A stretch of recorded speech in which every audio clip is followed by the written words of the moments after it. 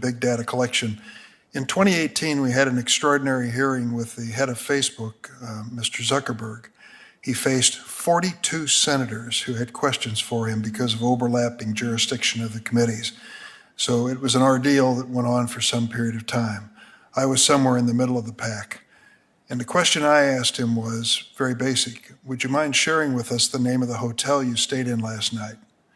And after a kind of embarrassed and awkward pause, he said, no. I said, well, would you mind sharing with us the emails that you've sent out in the last 24 hours and who you sent them to? He said, no. And I said, really, isn't that the issue we're getting down to? Privacy? And my right to say there's a line I'm going to draw and you can't cross it legally to invade my space and invade my privacy? In today's world, information is economic power. Companies are using it to make more money. I share the concerns of my colleagues that have enabled the collection of too much information by selected few giant companies. There could be benefits and efficiencies to big data, but there are costs and impact. And these costs and impact affect everyone, including our children. I introduced the Clean Slate for Kids Online Act because I was concerned with the amount of data collected and stored on our children and grandchildren. Every click a child makes on the internet leaves a trail of personal data that can last a lifetime. Companies that market online products and apps geared toward children are accumulating massive amounts of personal data, and the kids never had the chance to even consider giving informed consent. My bill would give every American an enforceable legal right to demand that internet companies delete all personal information collected about a person when he or she was under the age of 13. Kids deserve the right to request a clean slate once they've grown up and are old enough to appreciate the consequences of data collection. This bill gives them a basic privacy protection. It's one aspect of data collection that can be manipulated and impacted on consumers and competition. Today's hearing is an important part of that effort to shine light on big data collectors. I thank Senator Klobuchar and Senator Lee. Thank you very much, Chairman Durbin. And I wanted to make clear that this hearing is one of a series of hearings that Senator Lee and I are conducting our bipartisan review of America's competition issues. And I thank my staff as well as Senator Lee and his staff for helping to plan the hearing. Today, we're going to be talking about how competition is affected and threatened by the use of big data. Big data is at the core of our modern economy, as Senator Durbin so well pointed out, powering targeted advertising and driving artificial intelligence to select what products and services we are shown online and increasingly offline as well. In this hearing, we'll explore the companies that control the data, the state of competition and barriers to entry, and the effects of big data on consumers, their choices, and their privacy. Now, I'd like to be clear about what we mean when we say big data. Technology companies such as Google, Facebook, and Amazon collect an enormous amount of information, as Senator Durbin pointed out, about our daily activities in real time. They know what we buy, who our friends are, where we live, work, and travel, and more. In fact, their very business models were set up around getting that information and then using it to profit. Through services such as Google's Gmail and Facebook's Instagram, though those services are offered to us for free, these companies and advertisers use the data they collect about us to sell to other companies. So in the end, you can't get around the fact. We are the product. We are the product that makes the companies money. Big tech companies are not the only ones keeping tabs on all of us. Data brokers, including Kinesso and its sister company, Axiom, also buy, process, and sell massive amounts of personal information about consumers. And they've actually been doing it since before we even knew what the internet was. They collect information from the Department of Motor Vehicles, from public records, from our grocery store loyalty cards, and even from other data brokers. Today, they also buy our browsing histories and guess how much money we make and what religion we practice. This data has immense competitive value, and the way that it is collected and used has important impacts on consumers. I'll give you an example. The simple act of a consumer visiting a utility company's website to pay a monthly gas bill allowed dozens of companies to profit off of her for the most part without her knowledge. Facebook and Google are likely to know about that consumer paying her bill, even though they had nothing to do with the transaction. If the gas company runs advertisements on Facebook, as many do, Facebook would have trackers embedded on the gas company's website. And if the consumer, if she uses the world's most popular web browser, Chrome, Google, would know what websites she visited. Both companies collect and analyze this kind of information, building a detailed profile of the consumer and giving advertisers access to her online, for a price, of course, but not something she gets paid. At the same time, data brokers like Axiom are buying and selling data from utility providers, so they also potentially know that she paid her gas bill, and they pair that information with her other purchasing habits, location data, financial information, family details, and their guesses about her race and gender. They sell this kind of information to governments, advertisers, healthcare companies, and others. Just a few years ago, Axiom had a partnership with Facebook to combine their data for advertisers and share the profits. At that time, Facebook would have supplied the consumer's online activities, and Axiom would have provided her offline activities, and advertisers could use them both to show her ads. Facebook ended that program in 2018, raising questions about whether massive technology companies now have so much data that they don't need to buy from data brokers. In today's hearing, we will discuss how this kind of control over enormous data affects competition.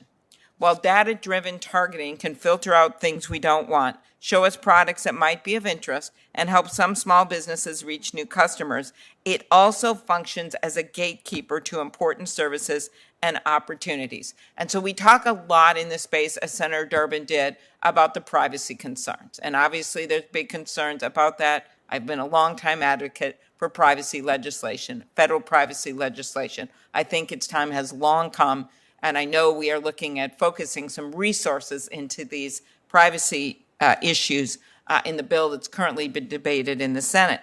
But we also have to look at another piece of this, and that is that there are real threats to fair competition from these massive data sets and the artificial intelligence inferences that these companies make based on them. For example, after years of complaints and a federal lawsuit, Facebook is reportedly still disproportionately showing job ads for mechanics to men and for preschool nurses to women. That distorts labor markets, and it doesn't help us to get to where we need to be able to recruit people for these jobs. We also see the control that big data has serious implications for healthy competitive marketplaces. Data can be a barrier to entry. Unless you have a lot of it, you may not be able to reach consumers successfully. The big data allows you to target ads, to create algorithms that others who might want to be entering the market can't do if they don't also have the data. It can be another way that powerful internet gatekeepers maintain control of how small businesses reach customers and earn outsized profits from that control. The impact of big data should also play an important role in merger analysis. As dominant digital platforms try to acquire other companies with massive troves of consumer data, the antitrust agencies must place greater emphasis on determining the competitive impact of obtaining even more data through mergers. This is why I talk about that our laws have to be as sophisticated as the markets that we today operate in. We all want opportunities for new and innovative companies to emerge and for new markets to develop. When big data inhibits competition by allowing those who have it to block access to markets for those who do not, we need to step in and fix it. This means enforcing our existing antitrust laws to their fullest extent to protect competition. It means updating our antitrust laws for the modern economy, just as we've done centuries past. It's like every 50 years or so we do a major update. Well, the time has long passed for today's tech world. My bill, Competition and Antitrust Law Enforcement and Reform Act, would do so by updating the legal standard to prohibit harmful mergers and anti-competitive conduct, shifting the burden to dominant companies to prove that their acquisitions, and most significantly here, their exclusionary conduct, doesn't threaten competition.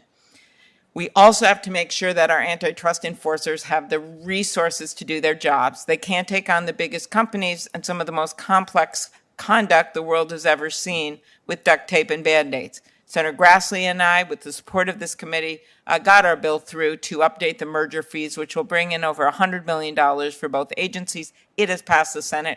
We are awaiting action in the House. We have every reason to believe we'll get it done. But there's more we can do, not only in the reconciliation bill before us, but in the year-end budget to make sure these agencies have what they need. We also need competition reform specifically targeted at tech. These are things like issues of interoperability. We've been talking about app stores recently. There's a major bill on that, bipartisan, that's been introduced, as well as bills targeting discriminatory conduct with tech companies. As we explore paths forward, we see that the dynamics of data mining are already changing. In recent months, Apple rolled out an update that lets iPhone and iPad users decide whether they want to be tracked online by Facebook and other apps. That was a major good change. And what happened? What do we know so far? Early reports indicate consumers have overwhelmingly opted out of being tracked. More than 75%, Senator Lee, decided not to be tracked on apps or their Apple devices when they were posed that simple, straightforward question. But as we push for increased consumer privacy, we must make sure that monopolists don't fool us into handing over all control of our data to them at the expense of fair competition. We must both fight monopolies and protect consumer data. Guess what? We can do both things at once. But I don't want us to not realize this brave new world we are in, where having the data at all completely advantages certain companies who are the gatekeepers and makes it much more difficult to have a competitive market. I will now turn it over to Ranking Member Lee. Thank you. Thank you, Chairwoman Klobuchar. I like the Band-Aids and duct tape analogy. I knew a guy named Fred Trent who used to say, you have a spool of baling wire, a roll of duct tape, and a pair of vice grips, you can fix anything. But okay. I'm sure he wasn't talking about antitrust law. Maybe not this, yeah, but thank you. I think the title of today's hearing is an apt one. As big data does itself by its very nature present big questions, although the answers might not always be what we expect.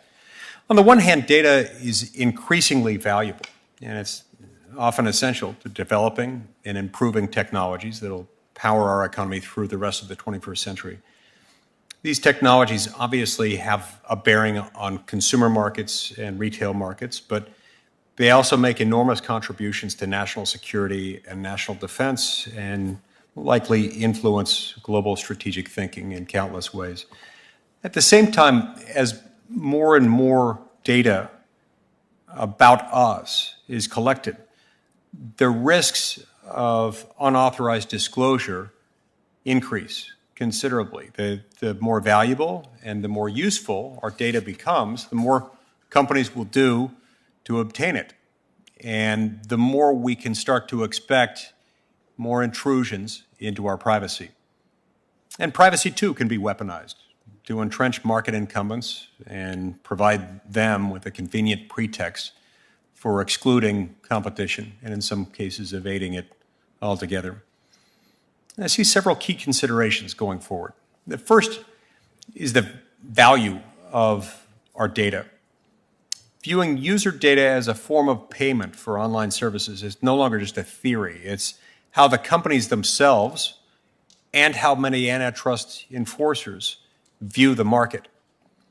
It's time for lawmakers and for the public to catch up. We need to reframe our understanding and our expectations of supposedly free online services to realize that they're not, in fact, free at all, but they come at a cost that's often opaque, unstable, and significantly greater than we may realize.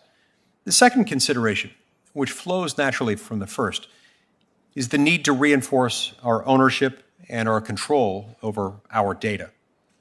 When we recognize the value of the data that we provide for companies like Google and Facebook in exchange for their services, and realize the massive imbalance in bargaining power that consumers have had up until this point. It should compel us to take greater care that our data is truly ours, that we have the ability to meaningfully consent to its use, and to revoke that consent. Each of these will help to promote competition in markets that rely heavily on data by forcing companies to compete for the quality of services offered in exchange for our data and for the right to continue using our data. Speaking of data and product quality, it's often claimed that better data will mean better services. But that depends entirely on how the data are put to use. Intrusions on our privacy are an obvious threat to quality, but so too are the more insidious threats, like those uncovered recently by the Wall Street Journal about Facebook. It may be that the most pressing question when it comes to data access and aggregation is not whether it's entrenching monopolies, but whether it's leading big tech firms to act with flagrant disregard for the effects of their businesses on society at large. Finally, we should be reticent to immediately embrace concerns that focus merely on the bigness of data access or aggregation. Data is not a finite resource. It's constantly being generated by innumerable sources, and no one company could likely ever control all data necessary to its or a competitor's business. Moreover, punishing companies for obtaining the data sets necessary to achieve economies of scale and scope smacks of penalizing success, and that's not something we should be doing. In the name of tearing down all barriers to entry, will we next demand that market incumbents share their trade secrets, their expertise, and their intellectual property with competitors? All of these questions and more should make for a deeply interesting and informative discussion, both at today's hearing and in the years to come. I look forward to it. Thank you, Madam Chairman. Thank you very much, Senator Lee. I'm going to introduce our witnesses now. Some are remote, some are here with us. Steve Satterfield. Mr. Satterfield is a vice president on the public policy team at Facebook. He leads a team responsible for developing and advocating for the company's positions on privacy and data-related regulations. Prior to joining Facebook, he worked at Covington and Burling as a privacy lawyer. Markham Erickson. Mr. Erickson leads Google's Centers of Excellence, a global team of subject matter experts focused on the application of law and policy with respect to technology and the internet. Prior to joining Google, Mr. Erickson was a partner at Steptoe & Johnson. Sheila Klobuchar. Ms. Klobuchar is the Global Chief Digital Responsibility and Public Policy Officer at IPG Kinesso. She is responsible for leading the global data policy and digital responsibility strategies at the company. She previously worked at the sister company, the data broker Axiom, as its Global Chief Data Ethics Officer and Public Policy Executive. She also served as staff assistant here in the United States Senate. We always like to add that when they do. John Robb. Mr. Robb is an author and podcaster with the Global Gorillas Report. He is alumnus of the United States Air Force Academy and Yale University. He previously served in uniform as a pilot and with the Special Forces. He is also the author of the book Brave New War.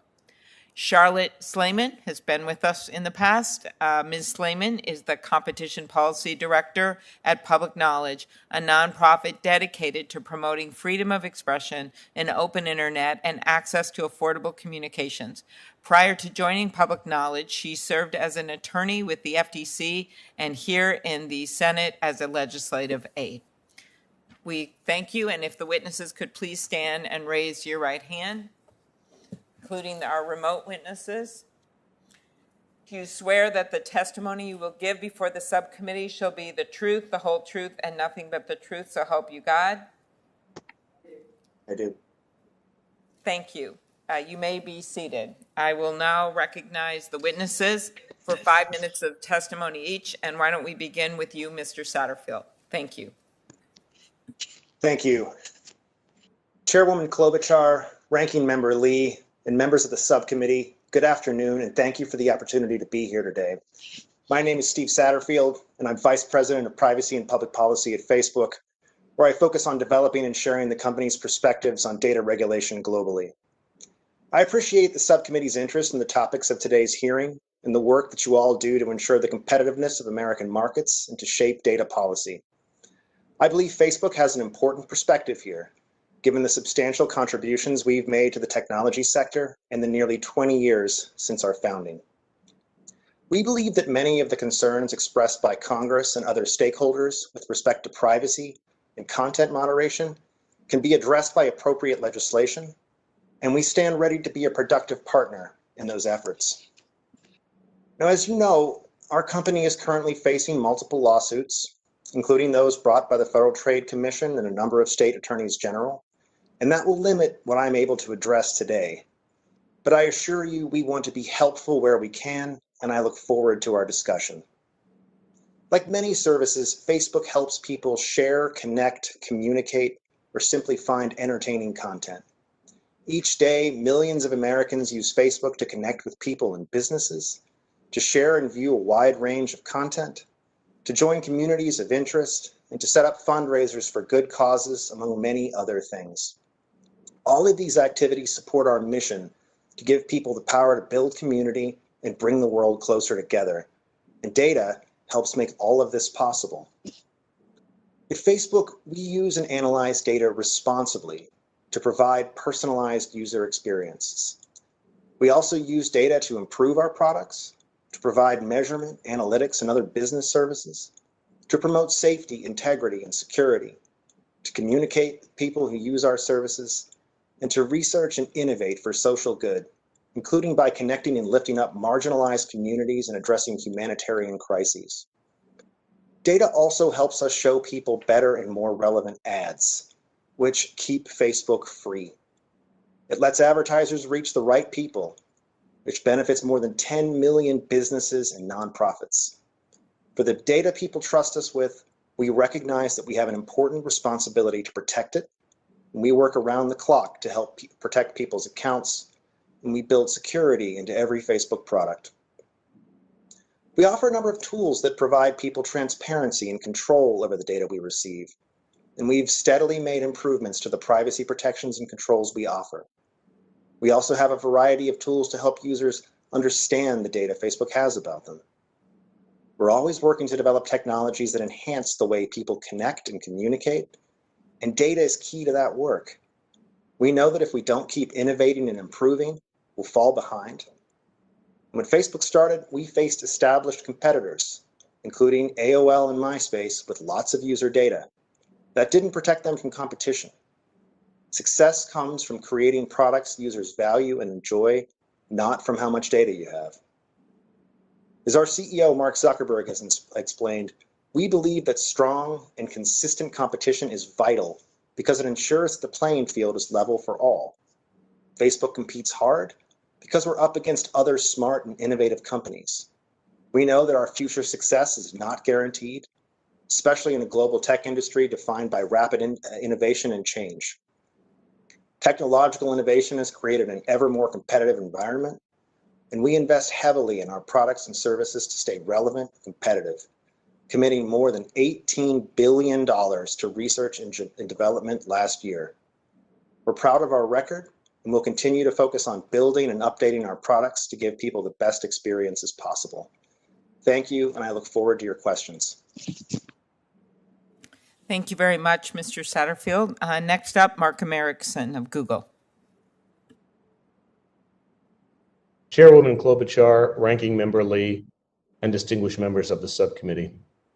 Thank you for the opportunity to appear before you today.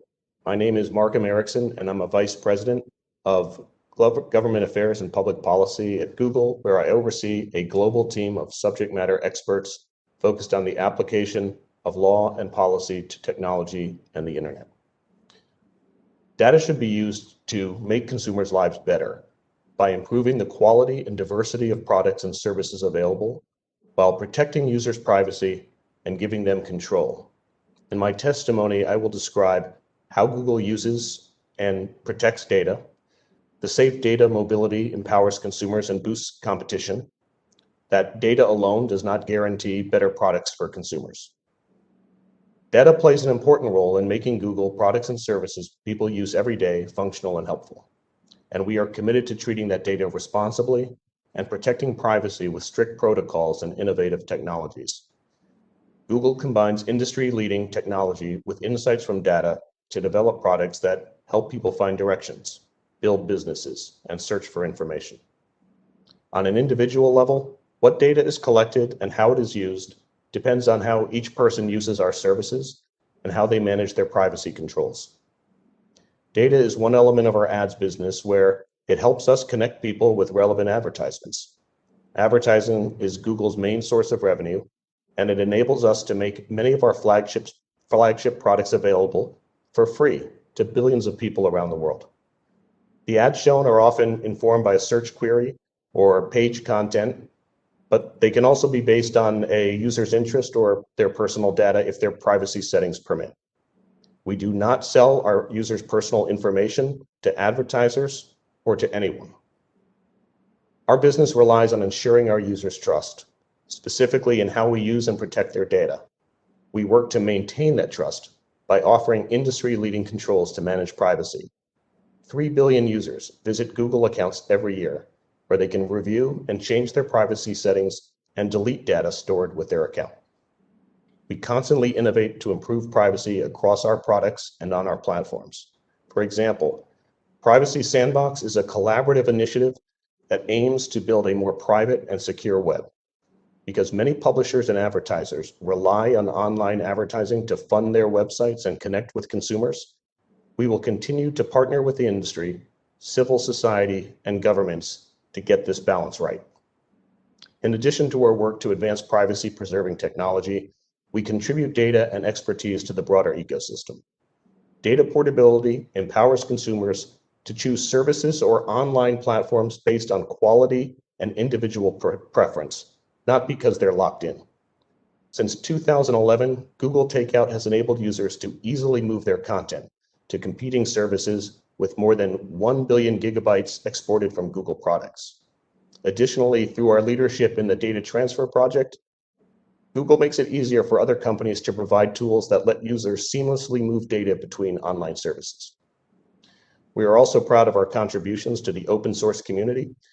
Many of the largest successes in the machine learning ecosystem have come from data that is openly available on the web. Senators, data by itself does not guarantee better nor more successful products. Rather, it is the investment, innovation, and methods that matter, not just the amount of data that a company may have. Cutting-edge technology or new ideas allow new companies to succeed, sometimes without any data at all. New entrants such as Zoom, Snapchat, Spotify, Pinterest, and many others, they've all become successful because they provide an innovative product, not because they have access to data from established companies. Our focus is continually improving our products, and our greatest source of innovation comes from extensive research and development. Last year alone, we spent over $27.6 billion on research and development, which is nearly 10 times what we spent in 2009. At Google, we are committed to protecting data through privacy, security, and user control, and improving our products in a way that ensures more consumer choice and competition. We will continue to engage with policymakers and regulators, as well as other stakeholders, to support thoughtful regulation that encourages innovation and protects consumers. For example, we have long supported federal privacy legislation in the United States, and we encourage Congress to enact such legislation. Thank you for the opportunity to discuss our work with you today, and I welcome your questions. Thank you very much, Mr. Erickson. Next up, Ms. Klobuchar. Chairwoman Klobuchar, Ranking Member Lee, members of the committee, good afternoon.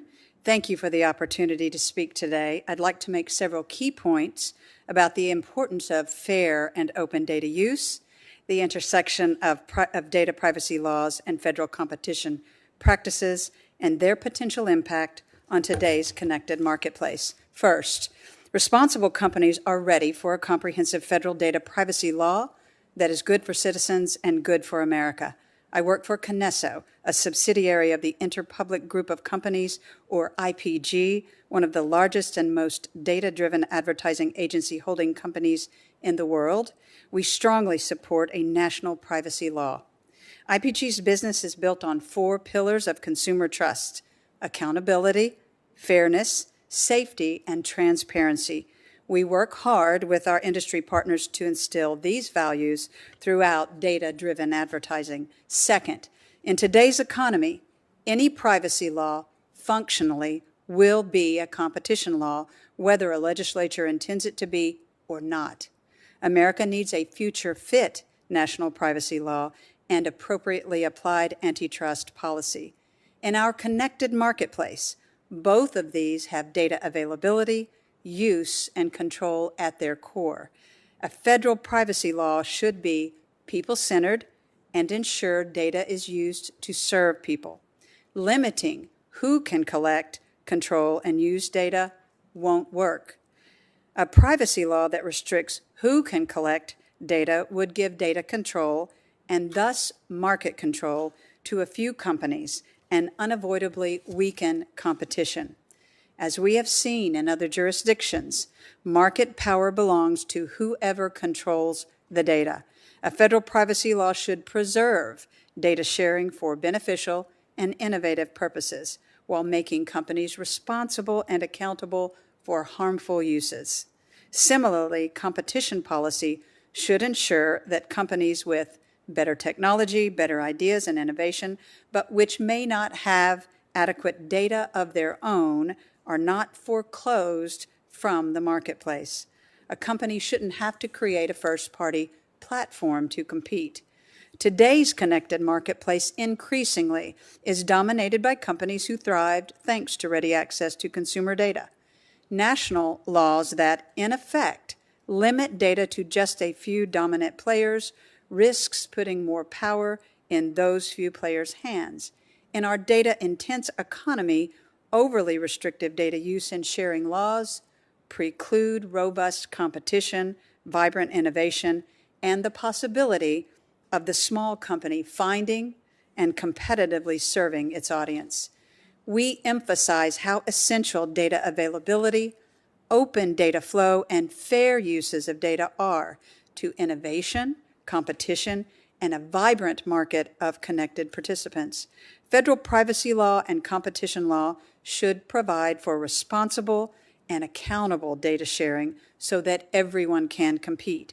We urge you to consider the effect of mergers on who controls the consumer data value chain and thus on competition. An analysis of the growth of the major online platforms shows the role that acquisitions have played in the development of dominant data positions.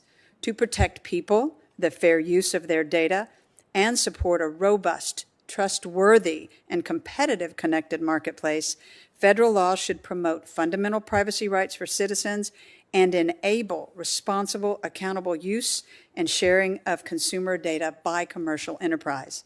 This allows the market to continue to provide a wide array of benefits to people, including things like safer online payments, ready access to business and consumer credit, access to free content and platforms, and cost-effective and efficient advertising for all, especially small business and new market entrants.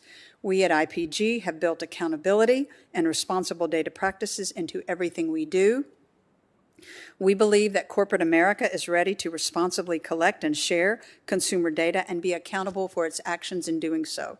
We encourage the committee to protect the fair and open use of data as fundamental to competition. We urge the committee to help develop a federal privacy law that is future fit for the digital age and protects consumers and enables a connected marketplace in which all participants can compete fairly so long as they engage in safe and accountable data use and sharing. I thank the committee for its attention and look forward to your questions. Very good. Thank you very much. And next up, John Robb. Thank you so much for the invitation. I'm a bit of an outlier here. I'm not a lawyer, but big data and the AIs that are articulated are clearly already valuable. They'll become more valuable over time as they're integrated into all of the products and services that will be sold in the next 20 or 30 years. Unfortunately, there isn't a clear approach to how to deal with this big data in the marketplace. Currently, there's three major methods of actually dealing with data. We have it in China, where they have incorporated this big data into their national security and implemented a national security totalitarian state. You have in Europe, who's suppressing the aggregation of big data through privacy laws, basically turning it into something to be destroyed rather than embracing it. That'll affect their economic capabilities long term, reducing their capabilities to produce high quality products in the future. But it does award them better social stability. And then we have the U.S., which is still up in the air. We're still trying to decide what to do with it. If you use a framework on the economic model for the United States, the way we're treating data right now is very feudal. It's basically a feudal system where you have the corporations are acting as the lords and owners of the data, and they farm people for their data as they traverse their platforms. That's clearly not sustainable over the long term. It will create wealth inequalities as big data and its AIs move towards the center of the economy, and that will also create social instability. The solution to that is the same solution we used to eradicate feudalism in the past, is the data ownership, is to give people ownership over their data so they can exercise ownership privileges associated with it and reap the benefits for having that ownership. That means taking data off the big platforms, putting it into a central repository that's controlled by the owner of the data, where it can be pooled with others and then resold or lent to organizations that will make use of it, build AIs that are useful in a variety of different ways. It doesn't always have to be commercial. It could be open source efforts. It can be non-commercial university development. But putting the consumer, putting the individual in the driver's seat changes the whole equation. It could also be a source of royalties and revenues for that individual, driving their personal prosperity forward. It's a different way to approach it. It doesn't destroy the data directly through privacy, but it allows them to benefit from data as it moves forward. There's also a strong tie between big data and its AIs to the national security component that's going to come into all of this tangentially.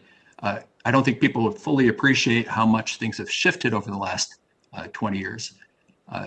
All of the technologies that are needed to implement a national security data-driven surveillance state have leapt forward substantially, and that most of the shift has occurred within the context of the corporate development.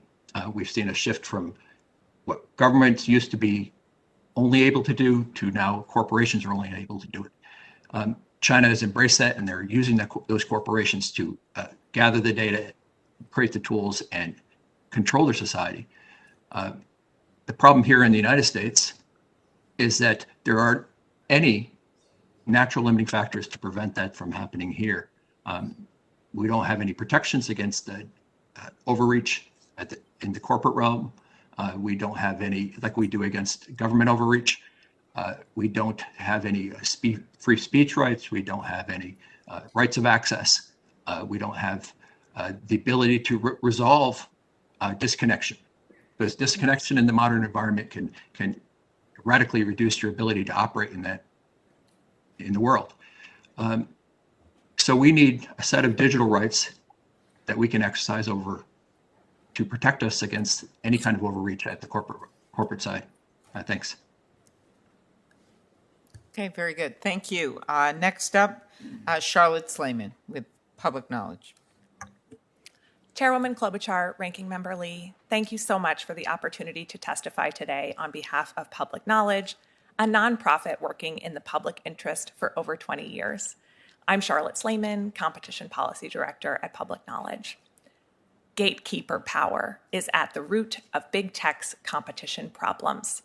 Experts, policymakers, and advocates the world over have identified gatekeeper power, sometimes bottleneck power, sometimes strategic market status, as the power that dominant digital platforms have over other businesses' ability to reach their customers. Right now, big tech has the power over us and our data. And we need to protect both users and a competitive market with new laws and rules to promote fair competition against them. Until we have a real choice to leave these platforms if we're not happy with them, they won't have the incentive to win us over. And will continue to miss out on disruptive innovations that challenge the status quo. I want to take this opportunity to highlight important legislation that I think can help to address the underlying power dynamics that have led us here. Interoperability, data portability, and delegatability are the privacy protective ways to neutralize the power that big data confers upon dominant digital platforms.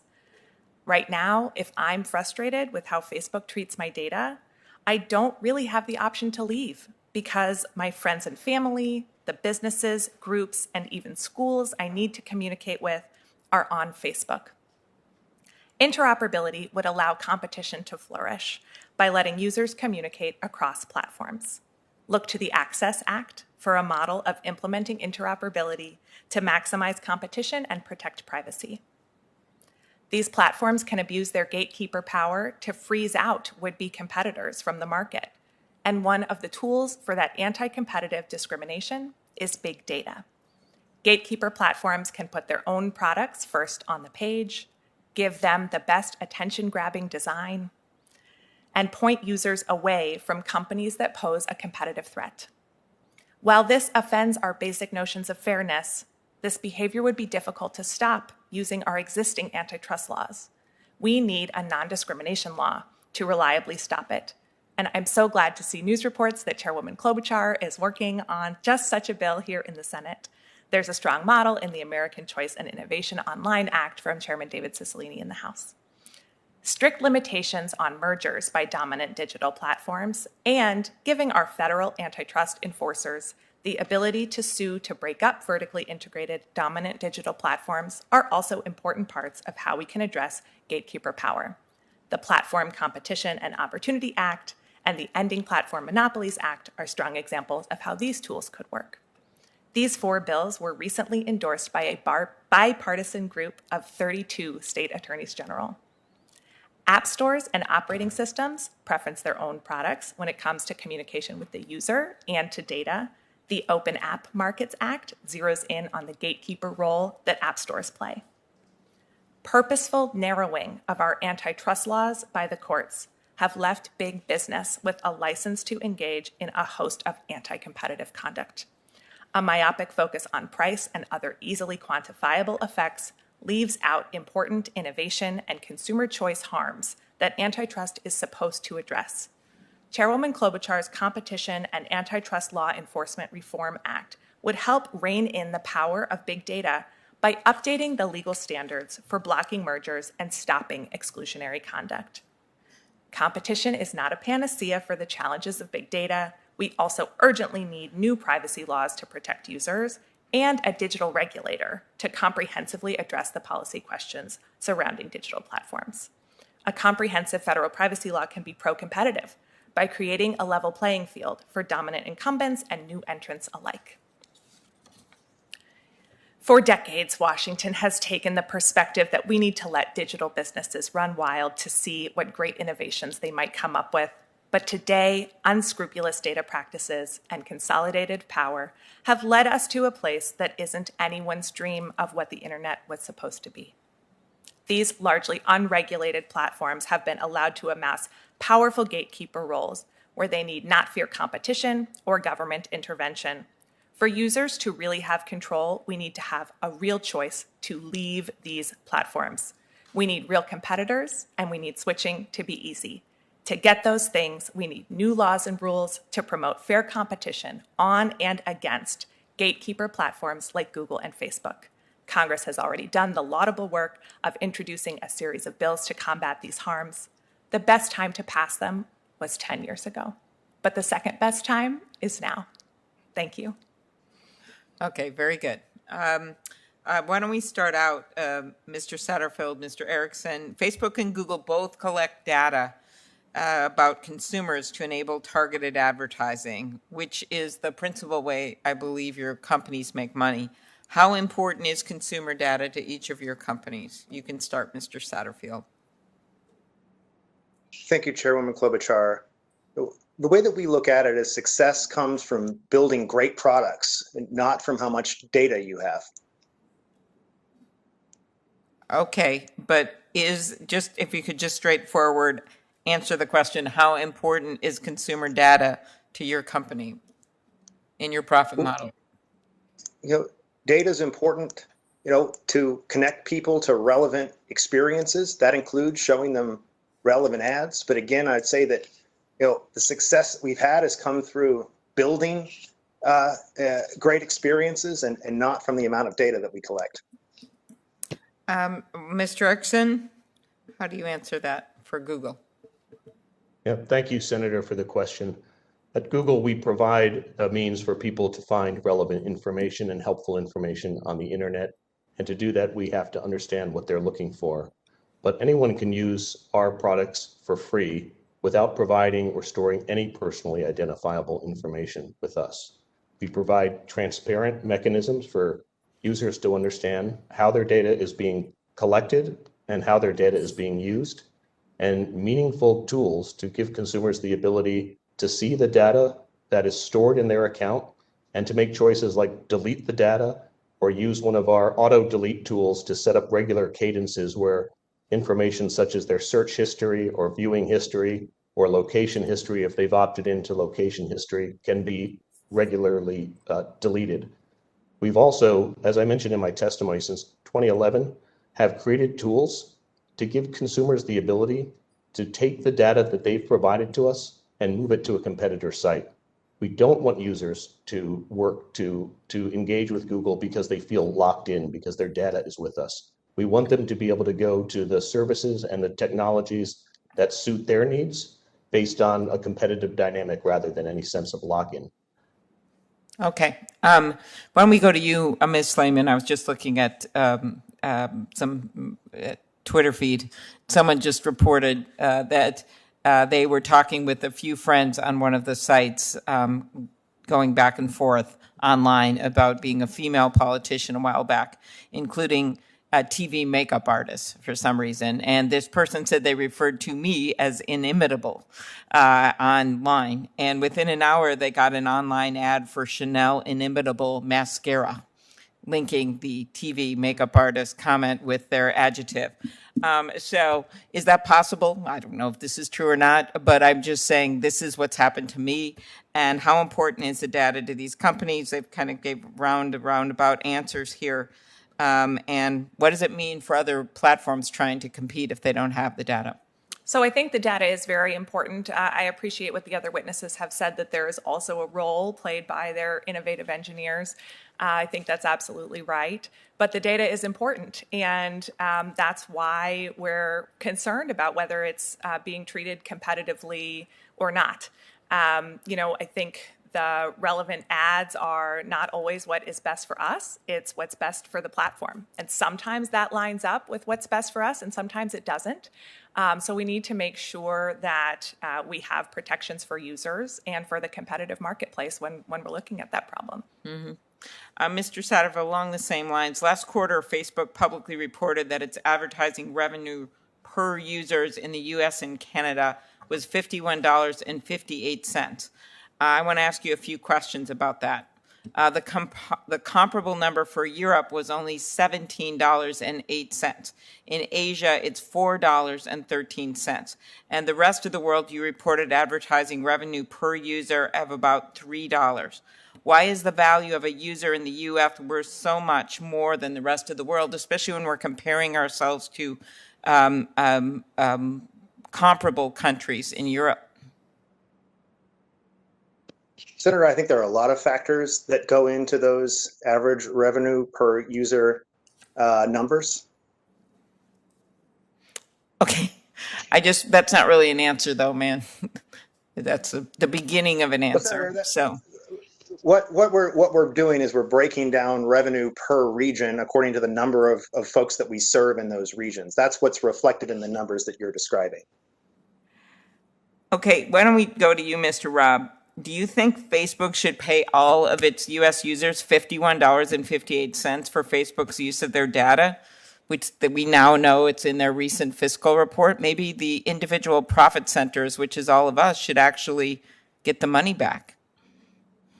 Well, if you own the data, you would at least be able to compare offers and get paid for its usage. I don't think you'd get the full amount, obviously. Right. But maybe there'd be a discount, but you could get a good chunk of it, just like you do when you, when you're a consumer and you go and buy something or you sell something is probably the better example. That's correct. Mr. Robb, when companies collect data about us and either sell it or use it to target us with ads, we aren't just the consumer or the user anymore. And we really have to start thinking about this, because I think when we get on these platforms, we, can have fun, people do business, but they don't realize every single second they're on there, they are creating profits, but they are not reaping the benefit. We are, in fact, our data is a commodity. But consumers, as I note, aren't getting enough in return. And I've discussed the idea of somehow putting a tax on the data for these companies to pay. You have written about paying people for their data. In your opinion, what is the strongest argument for ensuring that the tech companies have to pay for the consumer data that they collect and use? And if Facebook and Google had to pay for using consumer data, how do you think their behavior would change? Okay, the most compelling argument is that it would change the perspective people have on data if they were if they had ownership rights over it. By unlocking it through ownership, you don't just limit the data to what that Facebook collects or Google collects to what they can do with it. You then open it up to what all of these other companies can actually do with it, and they can generate revenue. People in control of their data, people who have ownership of their data, they will be more willing to give more. And if they can set permissions on in terms of how it's used, they'll feel comfortable with it. They'll feel like they're participating in the economy rather than being observers or being treated as resources. It's a complete phase shift. It's not even comparable to what we have now. Okay. And I thought it was just so interesting. I'll go back to you, Mr. Erickson, Mr. Satterfield, my last questions here. I just thought it was interesting when Apple unleashed the power of allowing people to opt out, that 75% did that, because I think it's partly because they did it in a pretty straightforward way. Because I know I try to do it sometimes, and then I on some site and I don't know if I've opted out, and it's really complicated for people, or they make me opt in to try to do something and I can't figure it out, and you're just trying to order something online. Mr. Erickson, you've spoken about putting consumers' privacy preference first and giving them the ability to change what is collected and used about them. And I understand how you think that protects user privacy. But from a competition policy perspective, it seems like we look beyond what benefits an individual user. Even if millions of consumers give you permission to collect and use their data, shouldn't we be concerned about the competitive impact of your exclusive access to their data, which you use to compete with companies that don't have that data? Do you want to answer that, Mr. Erickson, first? Sure. Thank you, Senator, for the question. At Google, we do want to make sure that consumers first understand how their data is being collected and how their data is being used. And we do want to give them meaningful choice about the use of their data. Unlike Facebook, a user can use Google services for free. They do not need to establish an account or provide any personally identifiable information to Google. We never sell personally identifiable information about our users, even when they do sign in. And they can delete that information at any time. most users, when they're using online services, are providing similar information, if not the same information, to multiple online services. So in that regard, the data is really non-rivalrous from a competition standpoint. It's easily gotten by other companies that want to purchase data from, for instance, data brokers or other entities. But I think the key here for us is to put users in a position where they have meaningful choices and meaningful control about the use of their particular data. Okay, do you want to take a crack at that one, Mr. Satterfield, from Facebook's perspective? Yes, thank you. And just to be clear, Facebook services are also free. But to your question, Chairwoman Klobuchar, the statistics are so interesting right now. The average user has something like 46 apps that they're using every month. There's more than 100 apps on the average person's phone. People are sharing more data in more places than they ever have been before. So we think that there's a lot of data out there that's being used for innovative purposes, including to show people ads. You think they all know that they're sharing their data on all those apps? Well, Senator, we hope so. I mean, we think transparency and control, those are core values of ours. We think that they should be core values of other companies as well. If you could answer it though, do you think that they know they're sharing that data? Do you think they all know that? I mean, on Facebook, Madam Chairwoman, they do.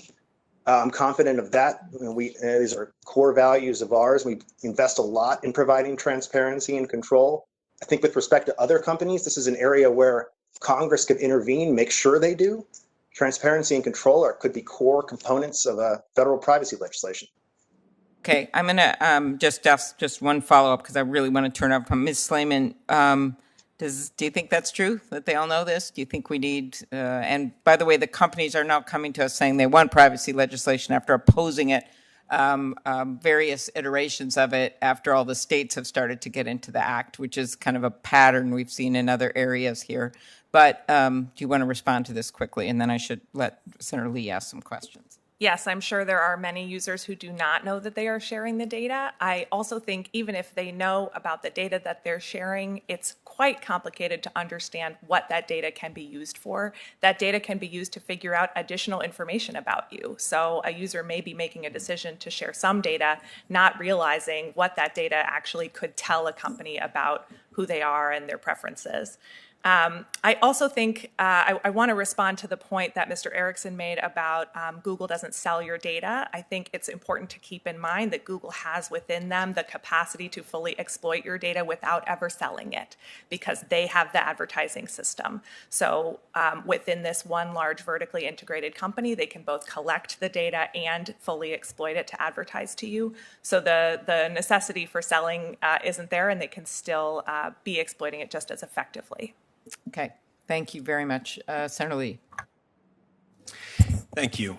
Mr. Satterfield, I'd like to start with you. I want to start by asking you about some recent reports about Facebook. The first is from Jeffrey Fowler at the Washington Post. Now, he did a deep dive into Facebook's collection of user data, including revealing that Facebook's own financial modeling estimates that Facebook's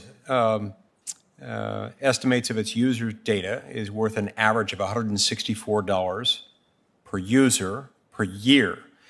Now, this would seem to confirm my own view and that of several state attorneys general, including my home state attorney general, Sean Reyes in Utah, that Facebook isn't actually a free service, as you suggested a moment ago, but rather it's one that we pay for with our data. What's concerning is that there's so little transparency in the transaction. And you've sort of confirmed that now moments ago by saying that it is completely free. Now, I'm never told what my data is worth. You're not even acknowledging that it is worth anything or that there's any kind of a transaction involved here. And what I get in return is always subject to change.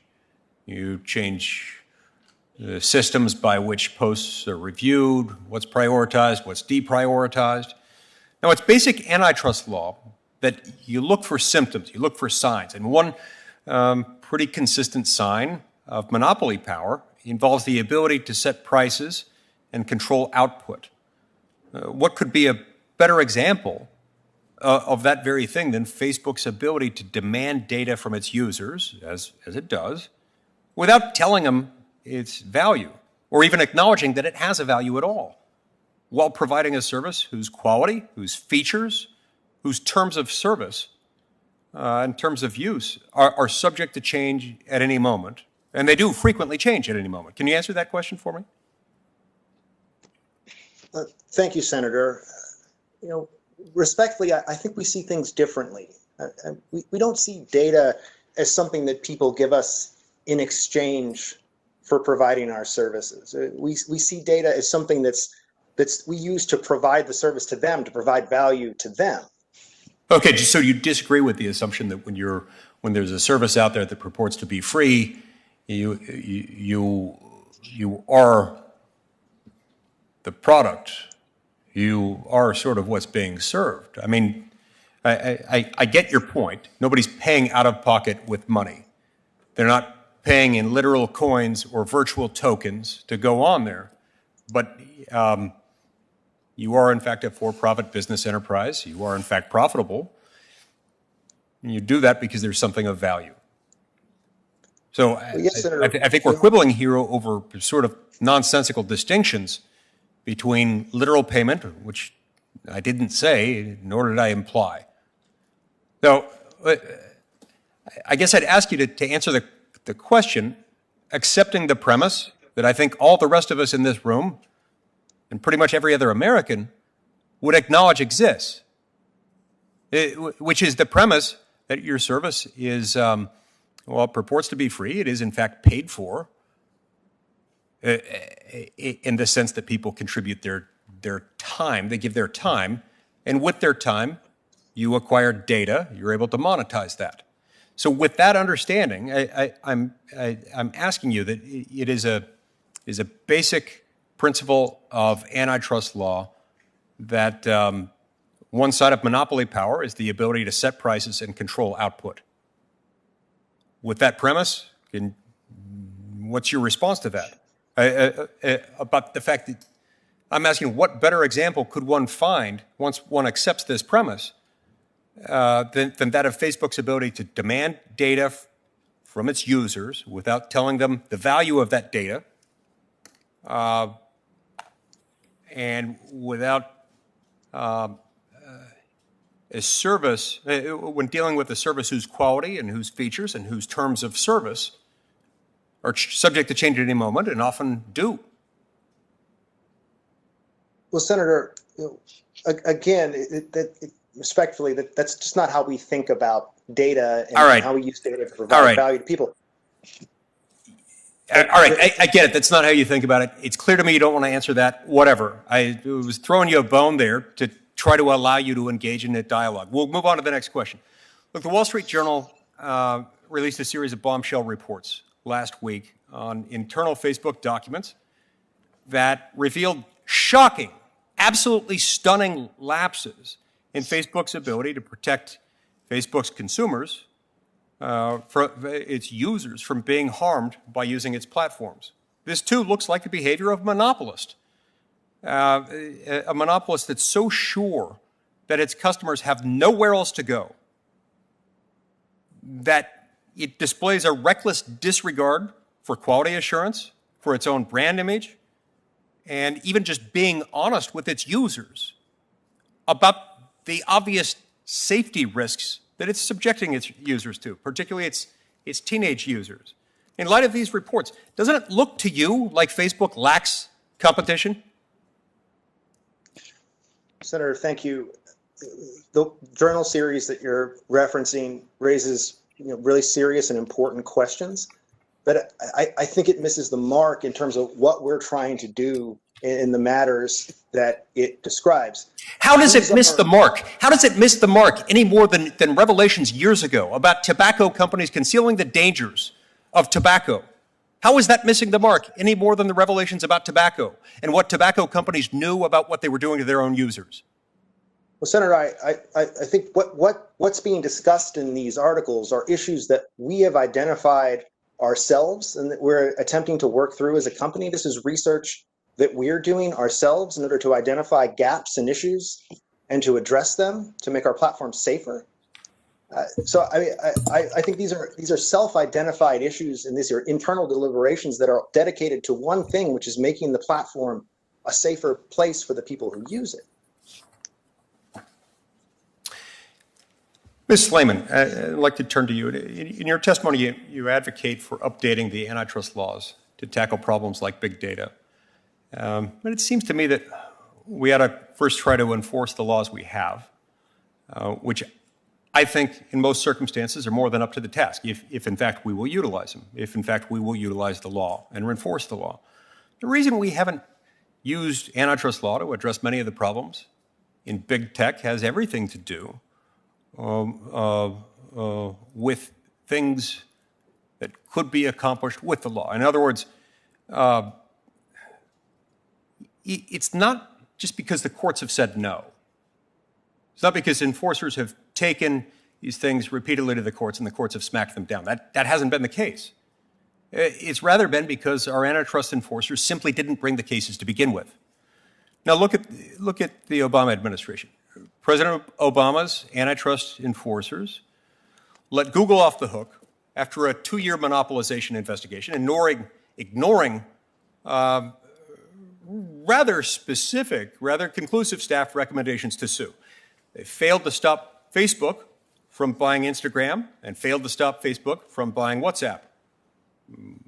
Nascent competitors that they acquired at the time. And they failed to stop Google from buying its way to dominance of digital advertising. Moreover, in the last year of the Trump administration alone, just the last year of that administration, the Trump administration, which finally filed cases against Google and against Facebook that the Obama administration had turned down, the FTC blocked 27 mergers. Now, so far in 2021, the FTC, now supposedly run by antitrust hawks, eager to protect competition,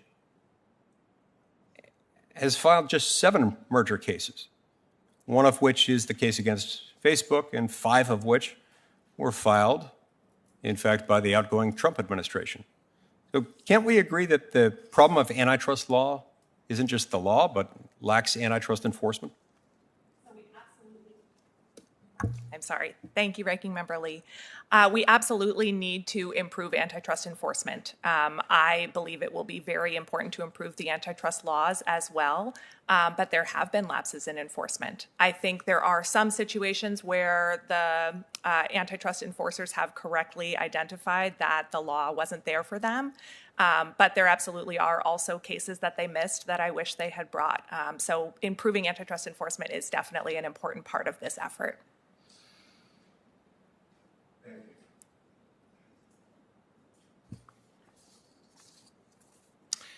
Mr. Erickson and Mr. Satterfield, I want to ask both of you this question. The Wall Street Journal and the New York Times reported about a year ago that Google and Facebook had entered into an agreement to partner together with regard to digital advertising. Now, setting aside the question of whether data can be a barrier to entry, shouldn't we at least be concerned when 2 companies with possibly the greatest access to user data secretly agree not to compete with each other for the primary way in which that data is to be used, which is digital advertising? We'll start with you first, Mr. Erickson. Thank you, Ranking Member Lee. At the time of that agreement, we publicly announced Facebook's participation in our open bidding platform, as well as 25 other companies that are participating in that platform. We thought it would be useful to publishers and accretive to publishers, where we'd have multiple ad networks competing for the publisher's inventory, and having large ad networks like Facebook benefits consumers. There's no truth to the allegation that our auction system is somehow rigged in Facebook's favor. If they provide the highest bid, they'll win. If they don't, they'll lose. But at the end of the day, those 25 companies, which Facebook is one of them, creates more competition and more demand for the publisher's inventory. Okay, yeah, so You're saying that just one of them, you're just two of those companies. You are, in fact, the two biggest, arguably the two biggest companies with access to this much data. You don't see that there's any antitrust implication associated with this? When two companies with possibly the greatest access to user data agree not to compete with each other when it comes to digital advertising. You see no antitrust implications for that. Senator, respectfully, that's not the agreement. There is no prohibition for Facebook to provide their ad network and compete on other auction systems. Competing on Google's auction system with other ad networks creates actually more competition and more competitive dynamics, which ends up benefiting the publishers who are selling their inventory. Mr. Satterfield, my time's expired. Can you respond to that same question? Senator, I don't have anything to add to what Mr. Erickson said. You know, we compete hard, we compete fairly. We did so here as well. Oh, well, I'm not surprised to hear that you don't think there's anything unseemly. We'll get back to that later. My time's expired. Thank you. Very, very good, Senator Lee. I was off in the other anteroom doing another hearing, and I can see you used your time well. With that, we turn it over to Senator Blumenthal, and we've also been joined by Senator Hawley and Senator Cruz. Senator Blumenthal. Thanks, Madam Chair, and I want to thank both you and our ranking member for holding this hearing. I hope it will be the beginning or maybe another step in an effort to forge a bipartisan effort on privacy law. I've been working with one of our colleagues, Senator Moran, on a draft for quite some time. We have come very close, and I am very hopeful that we'll continue to make progress because this issue of privacy is one of the central ones of our time. There's no question, as you, Madam Chair, have pointed out so well, that data is the source of pay and power to these companies. It is not only a source of vast revenue, it is also the fulcrum of dominance and the ability to prevent others from entering the market. And the companies have learned how to do it very adroitly and have adapted to the challenges that have been put to them by the kinds of answers that we've seen today. And I want to return to those issues that my colleagues have raised so well. But first, let me just ask a few questions about the Wall Street Journal investigative report that was published last week, showing the heinously destructive impact of Instagram on teens. The simple fact of the matter is that Facebook has known for years that Instagram is directly involved in an increase in eating disorders, mental health issues, and suicidal thoughts, especially for teenage girls. Despite that horrifying risk, Facebook is now dead set on pushing Instagram to even younger children. Far from being transparent about this danger, as Mr. Satterfield just attempted to represent, Facebook, in fact, has been blatantly deceptive and disingenuous about it. Last month, on August 4th, Senator Blackburn and I wrote to Mark Zuckerberg and asked him specifically about this issue. We asked, and I'm quoting, has Facebook's research ever found that its platforms and products can have a negative effect on children's and teens' mental health or well-being, such as increased suicidal thoughts, heightened anxiety, unhealthy usage patterns, negative self-image, or other indications of lower well-being? It wasn't a trick question. It preceded the published reports in the journal. We had no idea about the whistleblower documents that were ultimately revealed. Facebook dodged the question. Quote, "We are not aware of a consensus among studies or experts about how much screen time is too much." End quote. We are not aware. Well, we all know now that that representation was simply untrue. Internal documents reported on by the Wall Street Journal demonstrate that Facebook has known for years that Instagram harms children and young people. And for years, Facebook studies have found clear links between Instagram and mental health problems. And it was common knowledge in the company, so that the response was a clear attempt to mislead Congress and misinform parents. I ask that the Wall Street Journal report of September 14 by Georgia Wells, Jeff Horowitz, and Deepa Seetherman be made a part of the record, Madam Chair. It will be. Thank you. Thank you.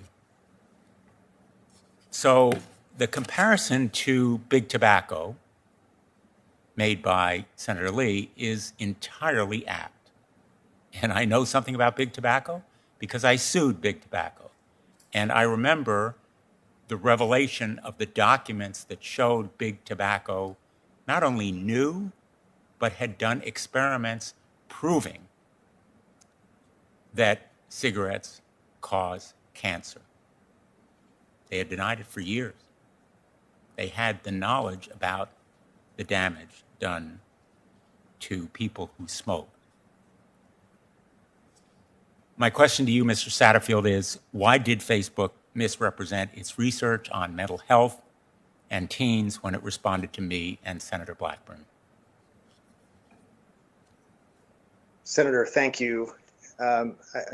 Respectfully, I don't agree with that characterization, but I do understand the frustration and concern that we're hearing about these reports. The safety and well-being of the teens on our platform is a top priority for the company. We're going to continue to make it a priority. This was important research. We're proud that we did it. We're going to continue to study these really important issues. Why did you conceal it? Senator, we didn't make it public is we don't with a lot of the research we do because we think that that's an important way of encouraging free and frank discussion within the company about hard issues. Do you have more research that shows the destructive effect of your platform on teens? Senator, I'm not aware of any other research on teens. I don't work on these issues. I work on privacy and data. Are you not aware in the same way that the company responded that it was not aware when in fact it knew about the research? Senator, I apologize. I'm not familiar with the context of that letter or what went into the response. What I can tell you is that we think it's important to be having a dialogue with Congress on these issues, and we're prepared to work with you and your team going forward. Will you work with me and my team by appearing on September 30 at a hearing that we've invited you to do? Senator, I know our folks have been in touch with your staff, to discuss that. It's something that I think we're discussing right now.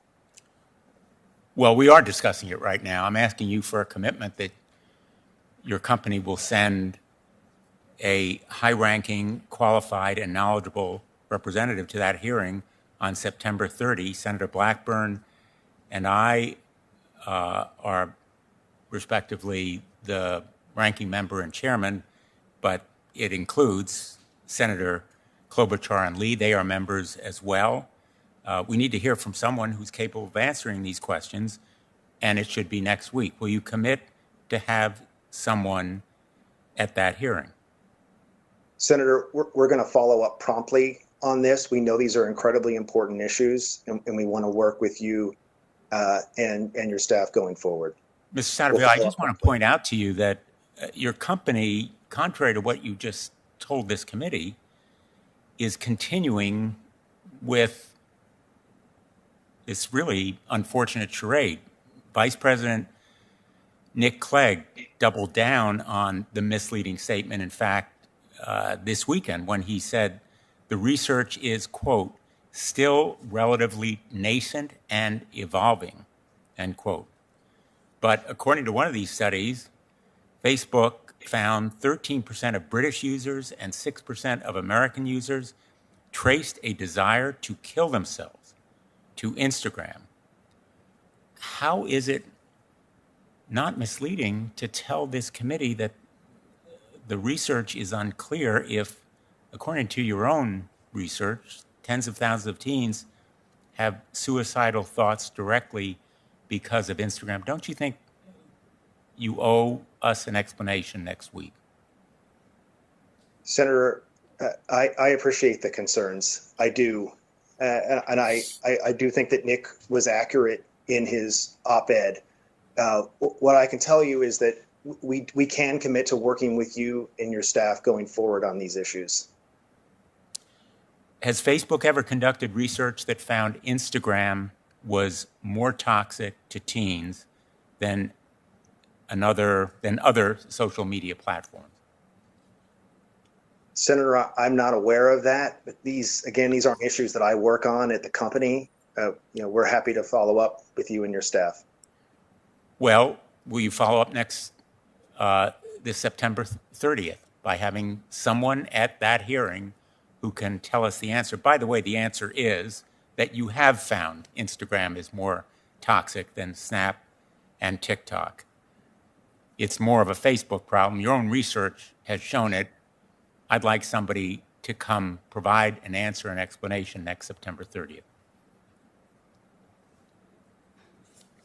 We're going to get back to you promptly, Senator. I can commit to that. I want to ask about another area, but perhaps I should wait until I hope we'll have a second round of. Yeah, we will. We will. Thank you. Thank you. Oh, well, thank you so much, Senator Blumenthal. Next up, Senator Hawley, then Senator Ossoff, and then you, Senator Cruz, if it works. Thank you. Thank you, Madam Chair, and thank you, Senator Lee, also for holding this hearing. Thanks to the witnesses for being here. This is such an important topic. Mr. Satterfield, let me just pick up where Senator Blumenthal left off. Can I just ask you a fundamental question? Are teenagers safe on any of your platforms? Senator, we're working really hard to make that the case. So they're not now? Senator, we are investing a lot in safety and integrity across all of our platforms. We've invested billions of dollars. And are you concerned, though, that teenagers are currently subject to all kinds of potential predators, the social effects? I mean, you're saying you hope that they'll be safe on the platforms. Are they not safe now? Senator, I think it's our responsibility to invest the resources that we need to make sure that these things don't happen. That's why we're investing billions of dollars in protecting the integrity of our platforms. By these things, do you mean things like this? Let me read you a few quotes. 32% of teen girls said that when they felt bad about their bodies, Instagram made them feel worse. Quote, "We make body image issues worse for 1 in 3 girls," end quote. New quote, "Teens blame Instagram for increases in the rate of anxiety and depression. This reaction was unprompted and consistent across all groups." Or how about this? "Teens who struggle with mental health say that Instagram makes it worse." Or how about this? "Social comparison is worse on Instagram." Or how about this? "Aspects of Instagram exacerbate each other to create a perfect storm when it comes to body issues, identity, depression, anxiety." That doesn't sound like a very safe platform to me. Those, of course, are all from your own internal research. What do you have to say about that? Senator, again, these aren't issues that I work on, but we do have teams that are working across all of those issues: body image, well-being, and so forth. We're investing. We're doing research like this so that we can identify gaps and address them, and we're going to continue to do so. Will you make the research public? Senator, again, generally the way that we approach research is that we keep it confidential to encourage free and frank discussion about it internally. Keeping it confidential actually sounds like a no to ask me. hard questions about these really important issues. I haven't been in the Senate that long, but this sounds like that's a no. Let me try again. You've already done the research.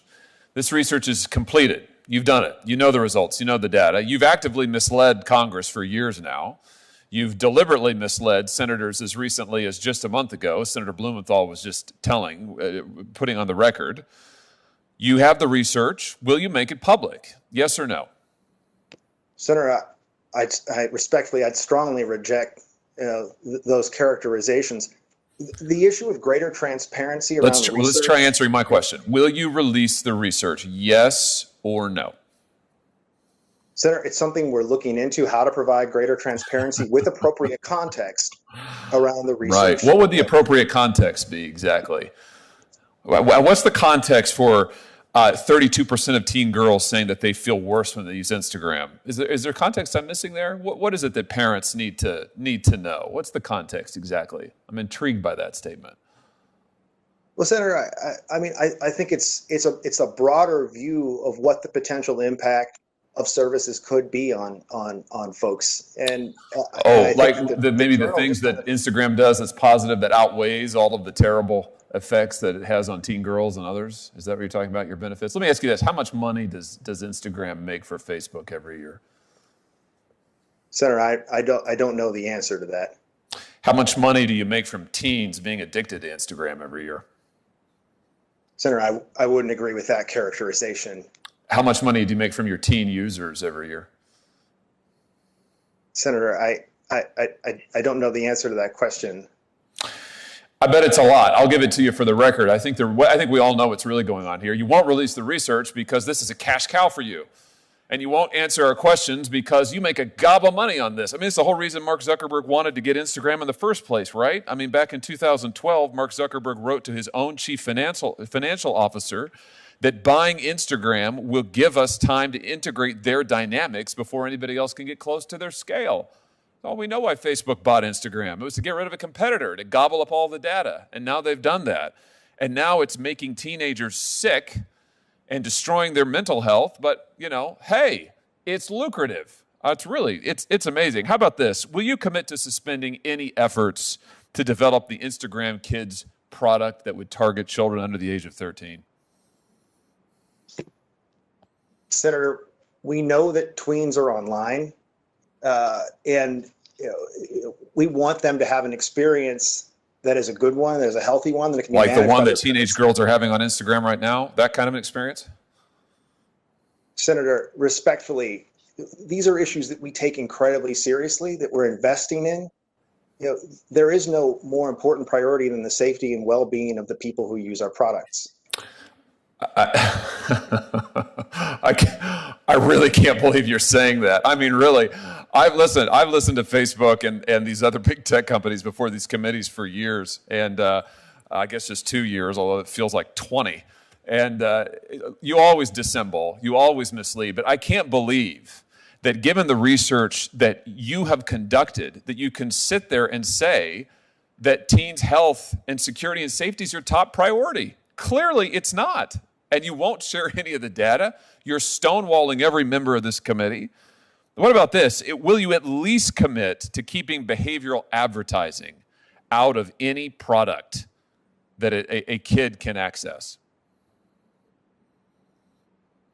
Senator, we think that advertising is a potentially very valuable. We have made changes with respect to teens under 18, limitations around the ability of advertisers to use our products to reach them. So let's see. You won't reveal the research. You won't restrict your advertising. You won't pull back on plans to target children under the age of 13 with this platform, which you know is toxic for so many teenagers, especially female teenagers. And yet their health and well-being is your top priority. Have I got that right? Did I miss any part? Senator, I'm not sure I said any of that. What I would say is, again, these are incredibly important issues to the company.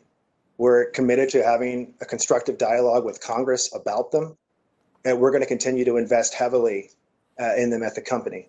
Well, I'm sure you'll invest heavily in it. I have absolutely no doubt about that. That, I think, is probably the truest statement you've made today. I have no doubt you will continue to pour money into Instagram as long as you can extract money from it and from the teenagers whom you are, quite frankly, exploiting. Here's just a final question for you. Why should you be able to advertise to teenagers at all? I mean, given all the dangers inherent in collecting their data, which is what you're doing on Instagram, why should you be able to advertise to teenagers? Why shouldn't we prohibit that? Senator, as you know, advertising supports our service. We do think that additional protections for teenagers are appropriate. We've put those in place. We're going to continue to look into ways to keep teenagers safe on our services while being able to support them with advertising. Mr. Satterfield, the truth is, you and I both know, is that your product isn't safe. Your platforms aren't safe, they're dangerous. You know it, we know it. You've stonewalled us, you've stonewalled the public. It's time for some accountability, and all I can say is accountability is coming. Thank you, Madam Chair. Thank you very much, Senator Hawley. Before I turn it over to Senator Ossoff, I just want to, something when I was asking my questions that could lend some information to you here. Facebook publicly reported that last quarter, its revenue, advertising revenue per user, which I presume includes teens, in the U.S. and Canada was $51.58 per user. So I guess just to follow up, Mr. Satterfield, do you have the breakdown for teens versus the rest that we could get, maybe not today, but later? Senator, the only breakdown I'm aware of is the one you referenced, which is the average revenue per user. And does that include Instagram? Is it company-wide? Senator, I believe it's company-wide. Okay. All right. And Senator Hawley compared it to some of the other countries, which were a lot less than our country. So we'll have to be looking into that, how much revenue they make. With that, I'll turn it over to Senator Ossoff. Thank you so much, Madam Chair. First question, please, for you, Ms. Klobuchar. Does Axiom or any other IPG company provide services to entities outside of the United States based upon or linked to data about U.S. persons? Thank you, Senator, for your question. Of course, I'm at Kinesso and formerly at Axiom and a part of the IPG family. So Axiom data, we at Axiom and at Kinesso both, we do have clients that are multinationals, and we have clients that operate in other markets around the world. And part of the services we provide are data-enabled services, marketing and advertising services. So yes. Thank you. And do Kinesso, Axiom, or other IPG companies provide data-connected services or services based on or related to data about U.S. persons to federal agencies, state or local law enforcement, or any other public sector actors in the United States? Of course, again, I'm speaking about Axiom. Axiom does have, and shortly to be retired, an identity authentication product, which is made up of regulated data and provided for regulated service. And that is, we call that our risk product suite, and it solves things like know your customer obligations that financial services have. And that we're actually exiting that business shortly and concentrating on marketing and advertising. And is that the only product or service that you sell to any public sector entity in the United States? We do other things like marketing and advertising data-enabled services, like we supported an ad council advertising campaign to help get information out to help with the pandemic. Another example I can think of is we helped the American Red Cross when the Hurricane Katrina hit New Orleans several years ago. We helped get data to them for some marketing communications to go out and find audiences so they could learn about help and services from the American Red Cross. We have a few other campaigns like that I am aware of. Does that help? Thank you, Ms. Klobuchar. Do any IPG entities provide any services or have any financial relationships, direct or indirect, with any agencies or clients at the Department of Defense, in the intelligence community, or in federal, state, or local law enforcement? It is not an area of concentration, and I don't know the answer right off. I feel like for the record. Yes, I do not know the answer right off, but I promise I will go and research it and get you an answer so that I can be certain. Of course, there may be confidentiality issues that I'll have to navigate if we do have those sorts of contracts, but I'm glad to go research and get you an answer. So just to be clear, Ms. Klobuchar, you are not personally aware and have never heard of any financial relationship between an IPG entity and the Department of Defense, the U.S. intelligence community, or any federal, state, or local law enforcement entity? I do know that Axiom, of course, I'm not at Axiom now, and Axiom historically has had some relationships with some of that community, but I do not have the knowledge to share it but I'll research it for you. Well, what are you aware of? What do you recall? We do have some. We did. I'm not in command of the knowledge because I'm not at Axiom now, but there are some governmental agencies that we have worked with. Most of it, like the Veterans Administration, was advertising and trying to do outreach to their veterans community. So rather than fish around, if you might allow me, Senator, I'll go and research and get you an exactly right answer, if that would be okay. Thank you. Do any IPG entities have direct or indirect financial relationships or provide any services or products to any foreign governmental entities? Not to my knowledge. Will you please double check for the record? I certainly will. Thank you. And how does Axiom or how do other IPG entities engaged in their activities obtain device identifiers such as IMEI or IMSI numbers? At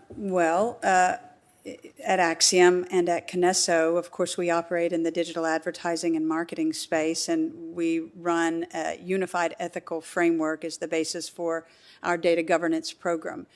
When we either source data, we undergo a due diligence process. I always like to say not all data is the same and not all data uses are the same. Some of the data, like device IDs, that is a connecting piece of data that we use to enable and activate digital advertising campaigns on behalf of our clients. So it may be that it flows in from one of our connected partner ecosystem providers, like an advertising network or a publisher, and we sit in the middle as a connector. That is typically how the data flows. Does that help answer? Do you place any limitations? Does Axiom or any IPG entity place any limitations on the form, category, type of entities to whom you'll sell services? Absolutely, Senator. Thank you for that question. We do, as I mentioned, we use what's called a unified ethical frame for our data governance program. We practice an accountability-based data governance program. Forgive me, but my time is limited. Which types of entities specifically will you not license data to or provide services to? Well, they have to be a legitimate commercial enterprise. We don't provide data to individuals or data-enabled services to individuals. It is to commercial entities for a legitimate ethical purpose. We judge the data use in context via our privacy impact assessment process. We check it off against legal requirements, regulatory requirements, co-regulatory requirements. We do a harm detection and prevention test. And then, very important to all of us, we do a fairness test. I mentioned in my opening remarks that we're people-centered, and that is we design from people outwards, from the engineering layer outward. Ma'am, my time is limited. I appreciate the elaboration of that policy. Let me ask you this question. Does any IPG entity or has any IPG entity provided any service or sold any product to private investigators? No. A very long time ago, there was one business that Axiom owned that we divested that did serve PIs, but that might have been 10 or 15 years ago. So the answer is no today. And which firm was that? It was a Axiom owned. We had acquired an entity. We operated it for a few years, and then we sold it. And I apologize, I cannot recall the name right now. Thank you, ma'am. Madam Chair, I may return for a second round if we have the opportunity. I yield. Excellent. Senator Blackburn. Thank you, Madam Chairman. Ms. Slayman, let me come to you first. I know that you're aware that Senators Blumenthal, Klobuchar, and I filed the Open Market App Store bill so that we could address Google and Apple and their stranglehold on that app market. So very quickly, how do Apple and Google's data practices factor in to this app store and how they limit the use there? And do they incentivize the app store developers to continue the monopoly over this market that they have? So how are they manipulating that marketplace very quickly? Thank you so much, Senator Blackburn. And we were so glad to see the introduction of the Open App Markets Act. I think that's going to be really important, not just for big data, but for gatekeeper power writ large when it comes to app stores. But in particular, with regard to big data, I think the app stores and the operating systems have this privileged position where they can treat users' decisions about their data differently based on whether the app is owned by the app store company or the operating system company or whether it's a competitor. So one thing that's really important is to make sure that those are being treated the same so that we have a level playing field for competition. I think that's important, and that privileged position that they exercise is important to note. And you mentioned the gatekeeper property and how that would apply to other applications, whether it is publishers and other forms of content development. So I think that this is an important bill that we get passed in on the record. Very quickly on filter bubbles. And I know you mentioned that. How do you think we could address the filter bubbles and the platform's secret algorithms, if you will, that really kind of manipulate that consumer experience online? So one of the ways that big data is used is to decide what products to show the users. The platforms, again, are in this gatekeeper role where they're making those decisions. A lot of times that's based on an algorithm that is fed by data that they're collecting from users. So those decisions about which products to show to users, which services to offer to users, those are decisions that the platform gets to make, and that's limiting the options that a user sees.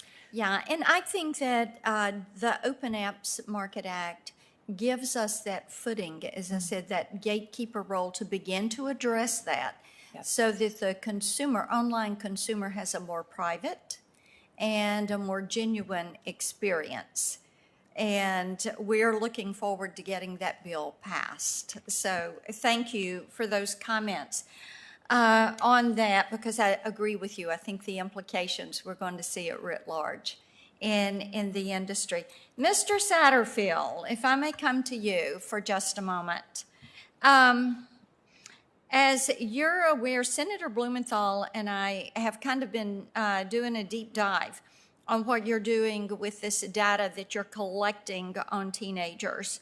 And from working with Whistleblower and from the data that we've seen, basically reams of data, at this point, we are concerned about this amount of data that you are keeping on teens. Basically, what you're doing is building a virtual presence, a virtual you of these teenagers. Do you think that is a violation of the Children's Online Privacy Act, the fact that you're tracking and following and building these files on these children? Senator, no, we're complying with the law. We do think it's really important to provide protections around teens' experiences on our services. These are things that we've been investing in. We've been consulting with third-party experts so that we do this thoughtfully. Okay, who are the third-party experts that you're consulting with? Because when we talk to teachers, to parents, to pediatricians, to psychologists, and when we look at the data that you have collected from teens and the changes that they have recommended that you make to your platform, it's like you're turning a blind eye to that because you're chasing a dollar. So why don't you bring some clarity to bear on that? Senator, this isn't something that I work on at the company. I'm happy to get back to you with more on the third-party experts. Well, you know, if you're the VP of Privacy and Public Policy, one would think that you probably were in meetings and that you would have a a stakeholder position in what your company chooses to do on that issue? Are you not involved in these discussions of privacy and how to protect this data and thereby how to protect the virtual you of these children and teens that are using your platform? Well, Senator, yes, of course. I was talking about safety experts, experts on well-being and such. Yes, of course, I'm involved in privacy issues, including privacy issues that affect the teens on our platform. Do you have any plans in the works to use the data that you have collected, the data that teens gave you, the information they gave you when they participated in your mental health survey? Are you going to use that to put protections in place for these teens on your site, yes or no? Senator, all of the research that we do informs the decision making in the company. So it's certainly something that we'll but take the into decision account. making that you are exercising shows that you're making decisions that allow you to be more profitable, not that you're making decisions that are based on the welfare of that child. So why do you collect so much data on your users if you do not use it to improve the user experience? So you're not using it to protect children or to improve the user experience. So for the record, why don't you tell us what you're using this data for? Senator, we are using the data that we collect when people use our services to improve their experiences. So why would teens that took your mental health survey say, why would older teens say, we're advising our younger siblings not to use Instagram, not to be a part of this online community? Because they feel like you're not following what they're asking you to do. So what are you using the data for? Are you using it for micro-targeting to go in and target advertising? Are you using it to feed them, to push them further down paths? If they click on one something, then you keep feeding them more of that. Why don't you, for the record, tell us what you're using this data for? You've got reams of it. Senator, when it comes to the data that we collect when people use our services, we do a couple of things. We use that data to provide the service. We use it to improve the service, to provide enhanced experiences. Tell me what improvements you have made that would keep teens healthier and safer. Give me 3 examples of things you've done that would keep teens healthier and safer as they use your platform. Well, Senator, with respect to Instagram, we have made changes to the ways in which adults can contact potentially younger users. We've made changes to the way in which people can comment, and we've made changes that are designed to address potential bullying and harassment in comments. We've made resources available on well-being and body image issues. We've made a number of investments over the years that address these kinds of issues. Do you nibble around the edges, or are you aggressive? Are you going to stop allowing human traffickers, sex traffickers, drug traffickers to use your platform, whether it's in the U.S. or other countries? Is that the kind of improvement that you're making? Well, Senator, respectfully, absolutely not. There's no place on Facebook It for happens. activities like that. It happens. There's a Mexican drug cartel that's been on your platform. You didn't take them off. Senator, that organization was designated and banned on our platform, if what you're referring to is the organization from the Wall Street Journal article. I have to tell you, and I have grandchildren. I have 2 grandsons and a granddaughter. My grandsons are 12 and 13. And my granddaughter is a year old. And I tell my grandsons all the time that they cannot trust you all with their information. I think what you have done to a lot of these children is inexcusable. I think the fact that you collect this data, you monetize that data, you benefit from that data, and then knowing you have this data, don't you think parents would have liked to have known that this was taking place on your site? I do. And I think it is unfortunate that you all have hesitated to answer the questions that Senator Blumenthal and I have, but we do look forward to having a representative from your company come next week and answer the questions that we have in our hearing. And Madam Chairman, we look forward to hearing more from Google and Apple about the Open Market Apps bill. And with that, I will yield back my time. Thank you very much, Senator Blackburn. Second round, Senator Blumenthal. Let me just say, Mr. Satterfield, if you fail to have someone here on September 30th, there can be only one reason that you're continuing the concealment. Let me just be very blunt. You've been sent here to defend the indefensible, but at some point, Mr. Zuckerberg should get the message. Houston, we have a problem. And better to be here on September 30 than continue to evade responsibility. I thank my colleague, Senator Blackburn, for putting it so succinctly and so eloquently.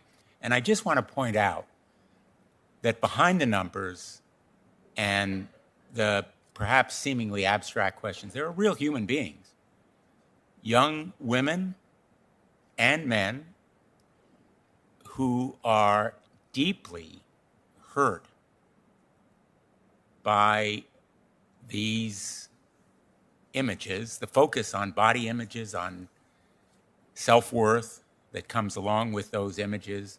In one study of teens in the United States and the UK, according to the journal article, Facebook found that more than 40% of Instagram users who reported feeling unattractive said the feeling began on the app. And about a quarter of the teens who reported feeling not good enough said the feeling started there. And many felt, in quotes, addicted to the app and felt that they were deprived of self-control. Again, the analogy to big tobacco is undeniable. It's an analogy, not an exact comparison, but the exploitation of that kind of attraction, even addiction, I think is reprehensible. And I really do hope that that you understand that there is a certainty here, which is accountability is coming, as Senator Blackburn has said, and Senator Hawley put it exactly. Accountability is coming, and it will be bipartisan. I want to shift to the issue that Senator Blackburn also raised, our bipartisan bill, the Open App Markets Act, would set robust rules to promote competition and strengthen consumer protection. I am proud that this bill is bipartisan. I want to thank my colleague, Senator Klobuchar, for her leading role in this area, and she is a co-sponsor of the bill. It's received wide support, as was mentioned earlier, from consumer groups, antitrust experts, and app developers. Ms. Slayman, I especially appreciate your reference to it and the support that Public Knowledge has provided for the bill. Two companies, Google and Apple, have gatekeeper control of the dominant app stores that allow them to dictate the terms for everyone. Their duopoly allows them to set the terms, and they do. If app developers don't like the terms, there's nowhere for them to go. That is what we call a broken market. Not even Facebook is immune to Google and Apple's gatekeeper control. Big as Facebook is, powerful as it is, it's not immune. Apple has blocked the Facebook gaming app from the App Store at least 5 times, and it's prohibited other cloud gaming services from becoming available on the App Store. Apple has also forced Facebook to remove a notice informing consumers about the so-called Apple tax, that is the infamous 30% rent fee that they extract from digital goods and services. But the little guy is as much a victim as the big guys like Facebook. And the Open App Markets Act would protect developers' ability to offer competitive prices, tell consumers about lower prices, and give consumers the right to make their own decisions about the apps they install. That's what's called competition and a free market, or at least freer than it is now. And it would mean that Facebook and others don't have to pass the Apple tax on to consumers and small businesses. It would mean that iPhone users could sideload Facebook gaming directly onto their phones if Apple continues to block the app. These are basically pro-consumer and pro-competition rules. Mr. Satterfield, would Facebook support Congress setting fair, clear, enforceable rules on app stores that would prevent Apple and Google from using their gatekeeper power to extract excessive rents and block competition like what happened to you and your app, Facebook Gaming? Senator, thank you. Our team is looking at the bill, and we're providing feedback through the normal channels. We're continuing to work with you and the other co-sponsors and providing that feedback. What are the normal channels? We're communicating with your staff and others. Okay. Well, let me point out, in case it isn't obvious, and I think it is, that Facebook really should support these kinds of rules if it is in favor of competition and open markets, and not just for you, but for others. Mr. Erickson, Apple has claimed that if we allow consumers to make their own decisions, all sorts of really horrible or terrible things are going to happen. But unlike Apple, Google has allowed sideloading and better developing access on Android from the very start. Given Apple's alarming claims, would you characterize everyone's Apple phone as insecure or vulnerable to cybersecurity risks? Because that's what Apple says will happen if we eliminate the Apple tax of 30%. Senator, thank you for your question. If I may step back for a minute, we share the values that you and Senator Blackburn have, that consumers should be able to choose the lawful applications to download those, and that there should be competition in this marketplace. We're taking a look at your legislation as well, and we'll be happy to engage with you going forward. The Android ecosystem, no, we do believe we provide a very safe and secure ecosystem for app developers to reach a global audience of billions of users in 190 countries. And that's not undermined by allowing consumers to be able to download applications outside of the App Store or to sideload those applications. So you do believe Android is secure? Senator, yes.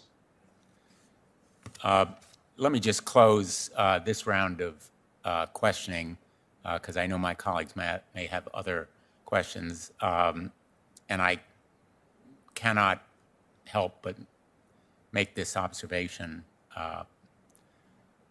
about the action just over the last weekend by Google and Apple at the behest of Vladimir Putin to censor their apps, in fact, censor apps that were used to organize democratic protests in Russia. Apple has taken down thousands of apps from its app store at China's request. Almost a third of them relate to human rights, and it includes Hong Kong protests and LGBTQ rights.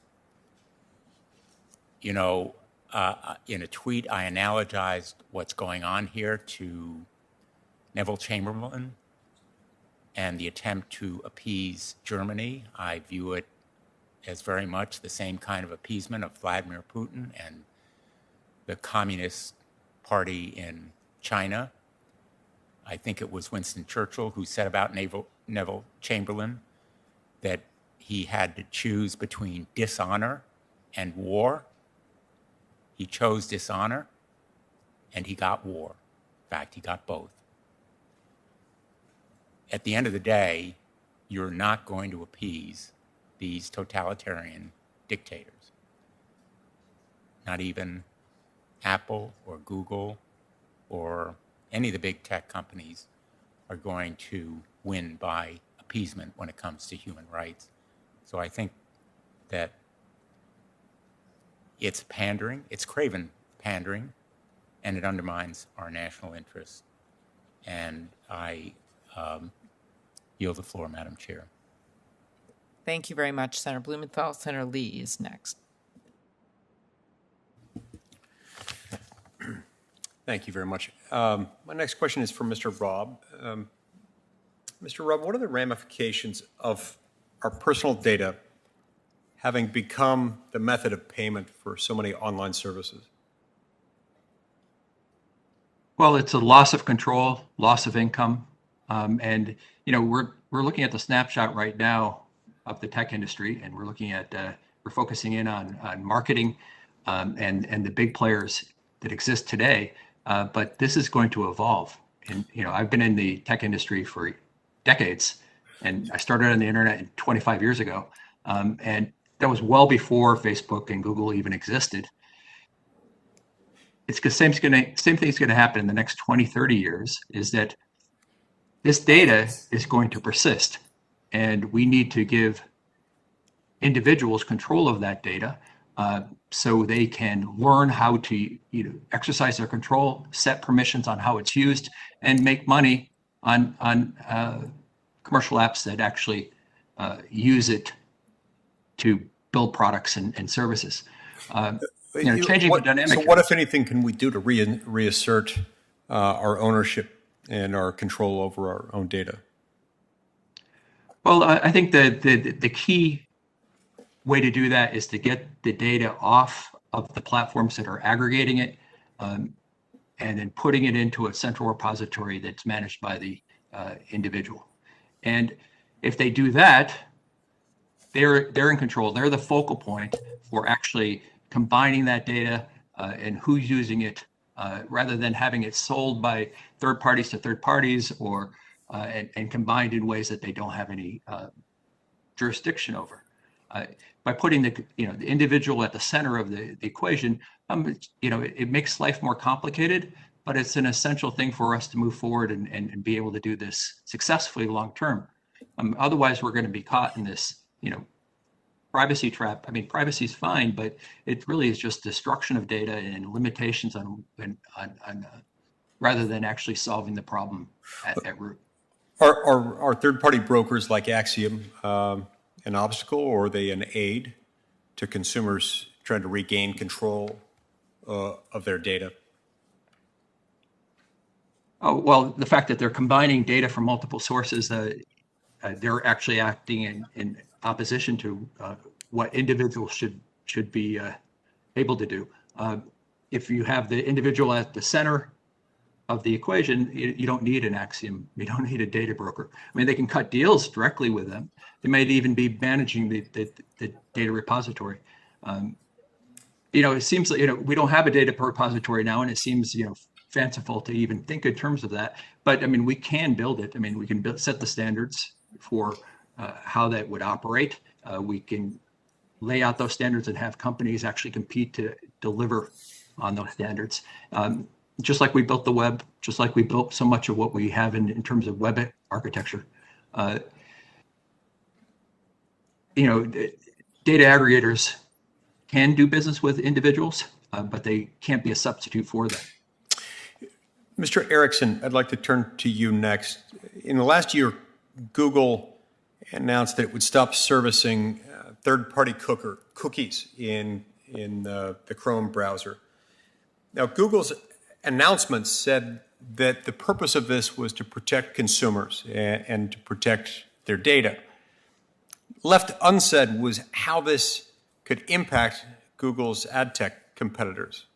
And also left unsaid was the amount of information that Google collects from consumers: browsing data, location data, app usage data, financial transaction data, et cetera. Tell me, how is it that consumers are any more protected if Google collects this data and your competitors can't? Can you help me understand that?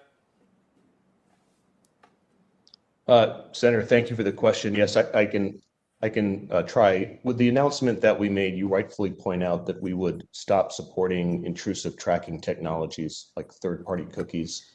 We made the announcement in an effort to chart a course for a more privacy-enhancing web.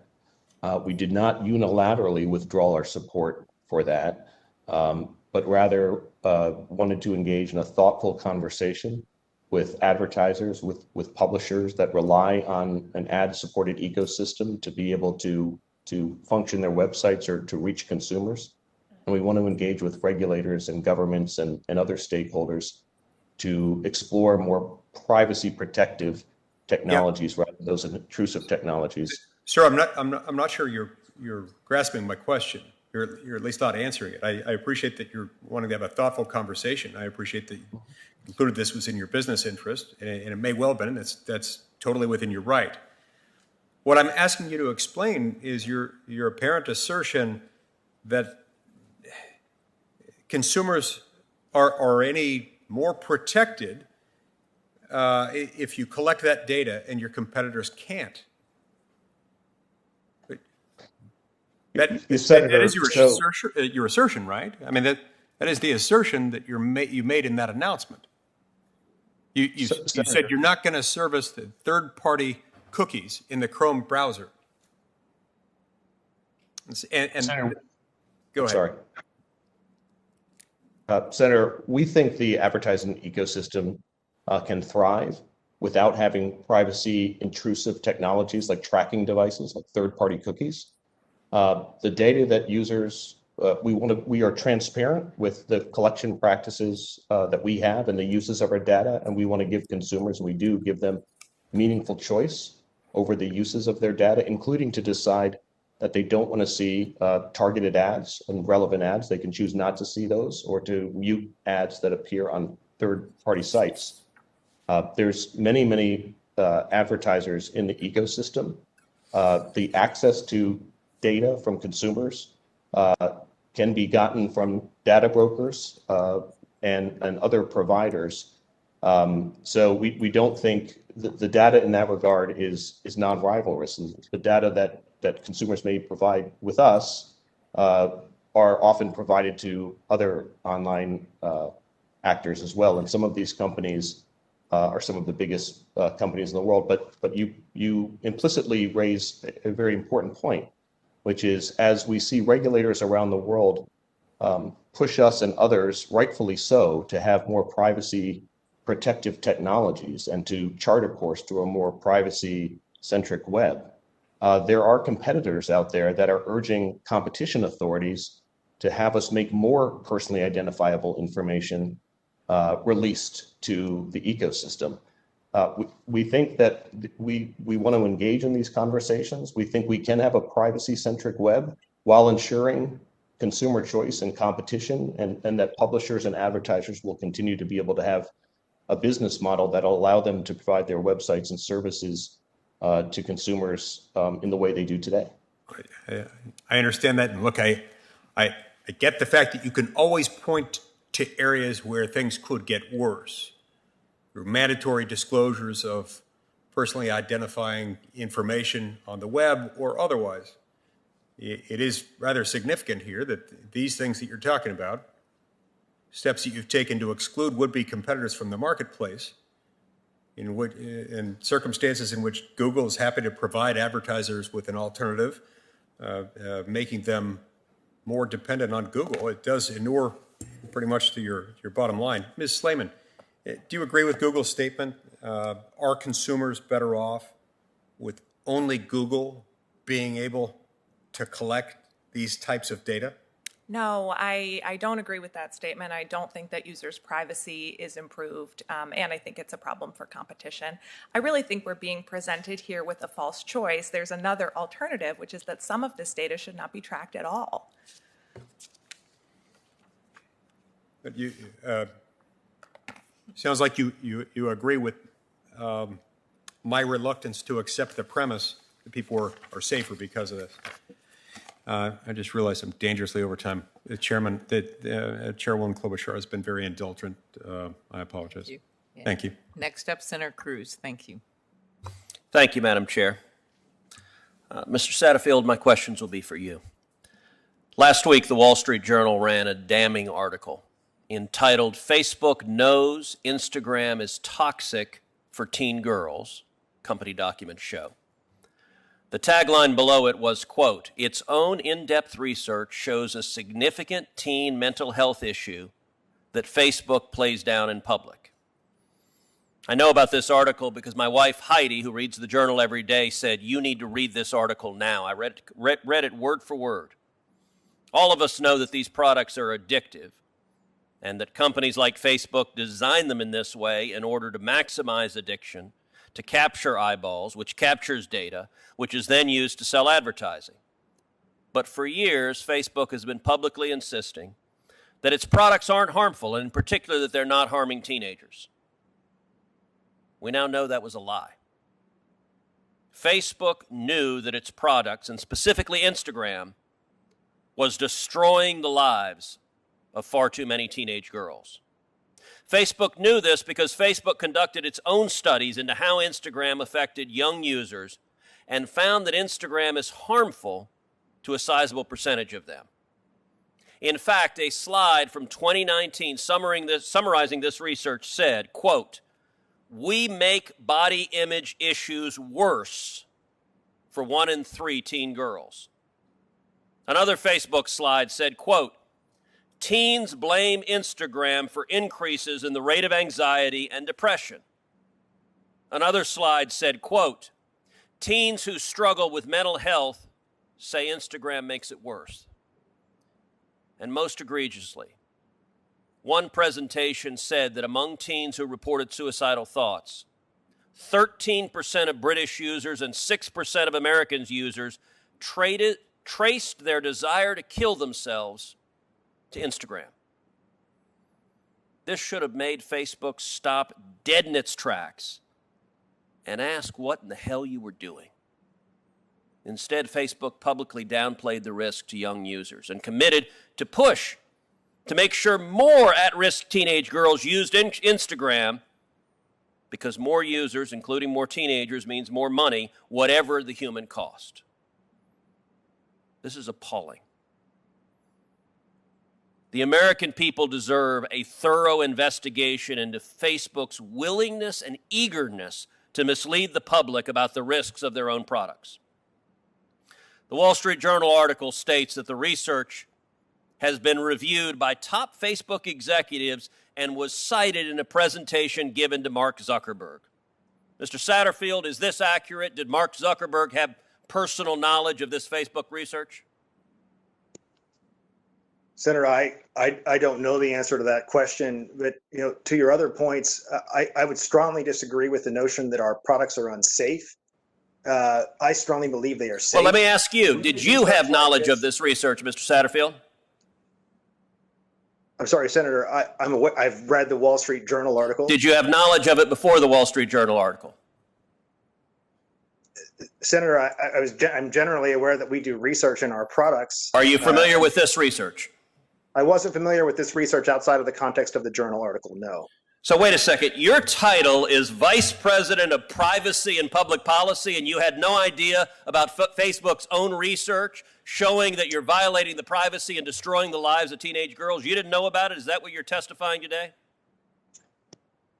Senator, we're a large company. We have a lot of teams working on a lot of different issues. I don't work on these issues, safety and So well-being. you didn't know about it? I didn't. Other people did. We're happy to. And you have zero knowledge whether Mark Zuckerberg knew about it or not? Senator, I don't know that. You knew you were coming to testify in this hearing. I'm going to guess you read the Journal article before you showed up to testify? Senator, I came here to testify on data issues. Did you read the Journal article before you showed up to testify? Senator, yes, I've read the Journal articles. Okay, and presumably you prepared for today's testimony, yes? Yes, Senator, I prepared. And did that preparation involve inquiring whether the Wall Street Journal was accurate when it said Mark Zuckerberg was aware of this research?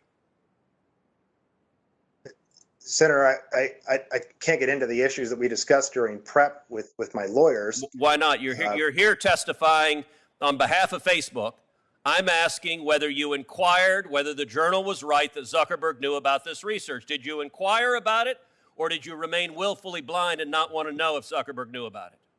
Senator, respectfully, I'm here to testify about data and antitrust issues. I don't work on these issues. I'm happy to put Again, you're the Vice President of Privacy and Public Policy, and so putting in place policies that result in more teen suicides, that does not fall within your purview?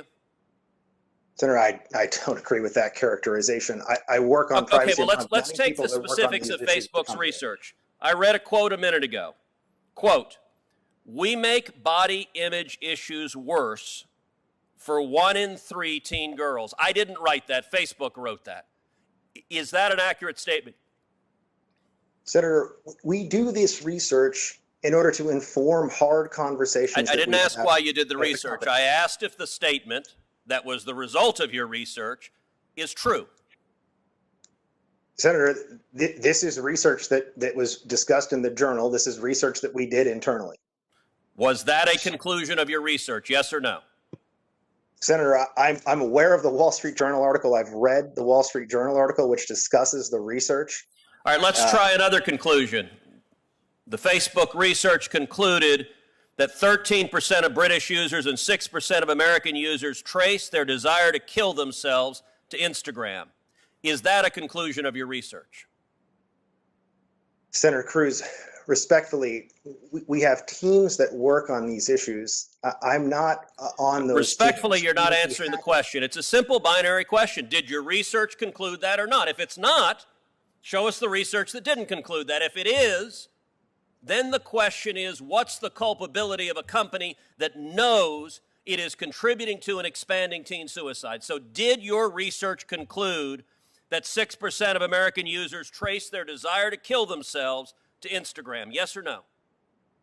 Senator, again, these aren't issues that I work on at the company. I'm happy to bring folks in for a briefing with you and your staff. I understand that you would prefer a briefing without the public being aware of it, but I'm the father of two girls, including a teenage girl. Let me ask you something. In your judgment, in the judgment of Facebook, is increased teen suicide an acceptable business risk? Senator, of course not. Has Facebook quantified how many additional teenagers took their life because of your products? Senator, again, with respect, these aren't the issues that I work on. I came here today to talk about data and antitrust. Well, let me ask you, what would you say to the parent of a teenager who took her own life because of your products? What would you say when 2 years ago you had research that you conducted that concluded your products would contribute to and expand teen suicide? What would you say to a parent on behalf of Facebook who was facing that horrific tragedy? Senator, obviously, losing a child to a tragedy like that is devastating. I have children. I take these issues incredibly seriously myself. Does Facebook? Of course we do, Senator. Then what did you do differently? You got these results 2 years ago. What conduct changed? You don't get to say you take these issues seriously if you continue doing exactly the same and profiting off of applications that are endangering the lives of teenage girls. What did you do differently because of this research? We did this research to inform our decision making. We have consistently made Did anything improvements change? to the product Did that anything address change? issues like well-being. I would love to have a team Did come in. anything change? Senator, we've made changes to our products over the last Did anything change to several reduce years the that risk of address teen these kinds of suicide issues. because of your product? Did you read this research and say, oh my God, this is horrifying, let's change? Did you do anything to change, or did you just say, hey, we're printing money, so we're good with this? Which one was it? Senator, I would love to have a team come and give you and your staff a full briefing on these issues. We have made It's the American significant people who deserve a investments briefing. into safety and security. I would love to share more about this with you, with the folks who work on these things. Well, the entire American people deserve to know the answers to these questions. Thank you very much. I'm going to finish up here with my second round of questions, and I want to bring us back to the subject of the hearing on data, because we have some major opportunities to move right now legislation that I think will be very helpful. The first I've mentioned, which is right in front of us before the House, the bill that Senator Grassley and I have to modernize the merger filing fees. We also have opportunities in this budget in reconciliation. And, you know, my view is, and I guess I'll ask you this, Ms. Slayman, no, the president can appoint aggressive enforcers. He can issue executive orders, which was great. But if we don't have the resources to take on the world's biggest companies, is it going to all work? Right. I think you're absolutely right, Madam Chairwoman. We need more funding for our antitrust enforcement agencies. Obviously, that alone is not going to be sufficient, so I'm glad that you're working on a lot of other important pieces of the puzzle as well, but that's an important one that we ought to be able to get done. Okay, very good. And then we have not seen a lot of antitrust enforcement against mergers or anti-competitive conduct based on the issues raised by what this hearing has, for the most part, focused on, which is data. It's clear that big data does raise complex competition issues, but I'm doubtful that when you see some of these court cases recently, that in my mind have gone in the wrong direction to begin with, but then we have this complex area of data and what that means for dominant carriers with no new laws or adjustment of laws. And that's why the Competition and Antitrust Law Enforcement Reform Act that I introduced with Senators Leahy, Blumenthal, Booker, and many others would update our laws. Could you talk about how this would help to address competition issues raised by big data? Yes, thank you so much, Madam Chairwoman. I think that's absolutely right. That recently, and not so recently, it's been going on for decades now, that our antitrust laws have been narrowed by these court decisions. And so now that we are facing the difficult challenges of big data, it's very difficult to bring a case, for example, where innovation harms are an important part of what the agencies are trying to argue. So I think it will be incredibly helpful to have your legislation in place that updates the legal standard, both for mergers and for exclusionary conduct. Exclusionary conduct in particular is how a lot of these big data concerns are happening, and it has really been difficult to bring exclusionary conduct cases, which is a broader problem beyond big data, but is particularly relevant here. Mm-hmm. And maybe we could talk a little bit about that, the relevance of it. As we look at privacy legislation, and I know, Mr. Satterfield, you talked about privacy legislation, and in your written testimony, past blog posts, you've written about the need for Congress to enact it. That could create rules to govern how platforms should use, analyze, and share data. What restrictions do you think the U.S. government should put on targeted advertising, both from a privacy and competition perspective? And should such legislation be limited to platforms like Facebook, Google, and Amazon, or should it apply to data brokers too? Well, thank you, Senator. We think that comprehensive privacy legislation is incredibly important for the Congress to take up and pass. In terms of who it should apply to, we think it should apply across the board to companies that process people's personal data. We think that it should have components like basic rights around your data, the rights to access, correct, delete, and move your data to another service. We think that companies should be required to build internal processes to make sure that they're thinking about privacy when they build their products and services. So I think that those are the basic components of the framework that we would advocate for. Anyone else like to comment on the rules the federal government should put in place to ensure the market for targeted advertising remains competitive, which is a little different than just privacy? I'd like to jump in. Okay. And say that I think we need an accountability-based law. We've been advocating for a federal law for almost 20 years, and we believe it's very important for all Americans to have the same rights and for businesses to have predictability and certainty. And the accountability construct is one that says, it parses out, and this is especially important for digital advertising, that you should use data for benefit, for good purpose, and you are responsible and answerable, the accountability construct, for detecting and preventing harm. I love what Senator Blumenthal said earlier, that data is an abstract of a person, and I believe it deserves all the dignity that we people should have. So when you process data, when you activate data for digital advertising, it's about fairness, not manipulation. And that's the way we govern data, and that's what we believe, and that's what we advocate for. In addition to the basic rights, we parse privacy out. It's the right to an area of seclusion. Where can we as people be free, natural, unobserved humans? The right to agency, that's that choice, participation, control, access, and then the right to fair processing. That is the third piece of privacy, and that is in the digital age. The reality of digital is it's getting so complex. People do not want to sit in front of a NASA space station control panel and say, yes, yes, no, no, yes, yes. We have to get the defaults right, and it has to be that participants, all participants, are accountable for do no harm and do good things in service to people. It is privacy by design. The computer code is the conduct. Thank you, Senator. Okay, very good.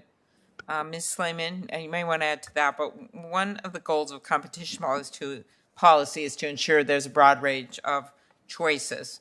If ads are targeted based on data companies have collected about each of us and the inferences they have made about our interests, does that raise concerns for you about consumers' abilities to freely choose the products and services that are best for them, ranging from financial services, housing, healthcare, employment opportunities, and more, when some of them are being targeted because of their data that they didn't really know they shared compared to other competitors? You want to address that? Yes, that's something that we're very concerned about. I do think that creates an opportunity for anti-competitive discrimination. It also creates an opportunity for discrimination, racial discrimination and gender discrimination, and we've seen instances of that happening. So I think these are very serious harms that we need to be addressing.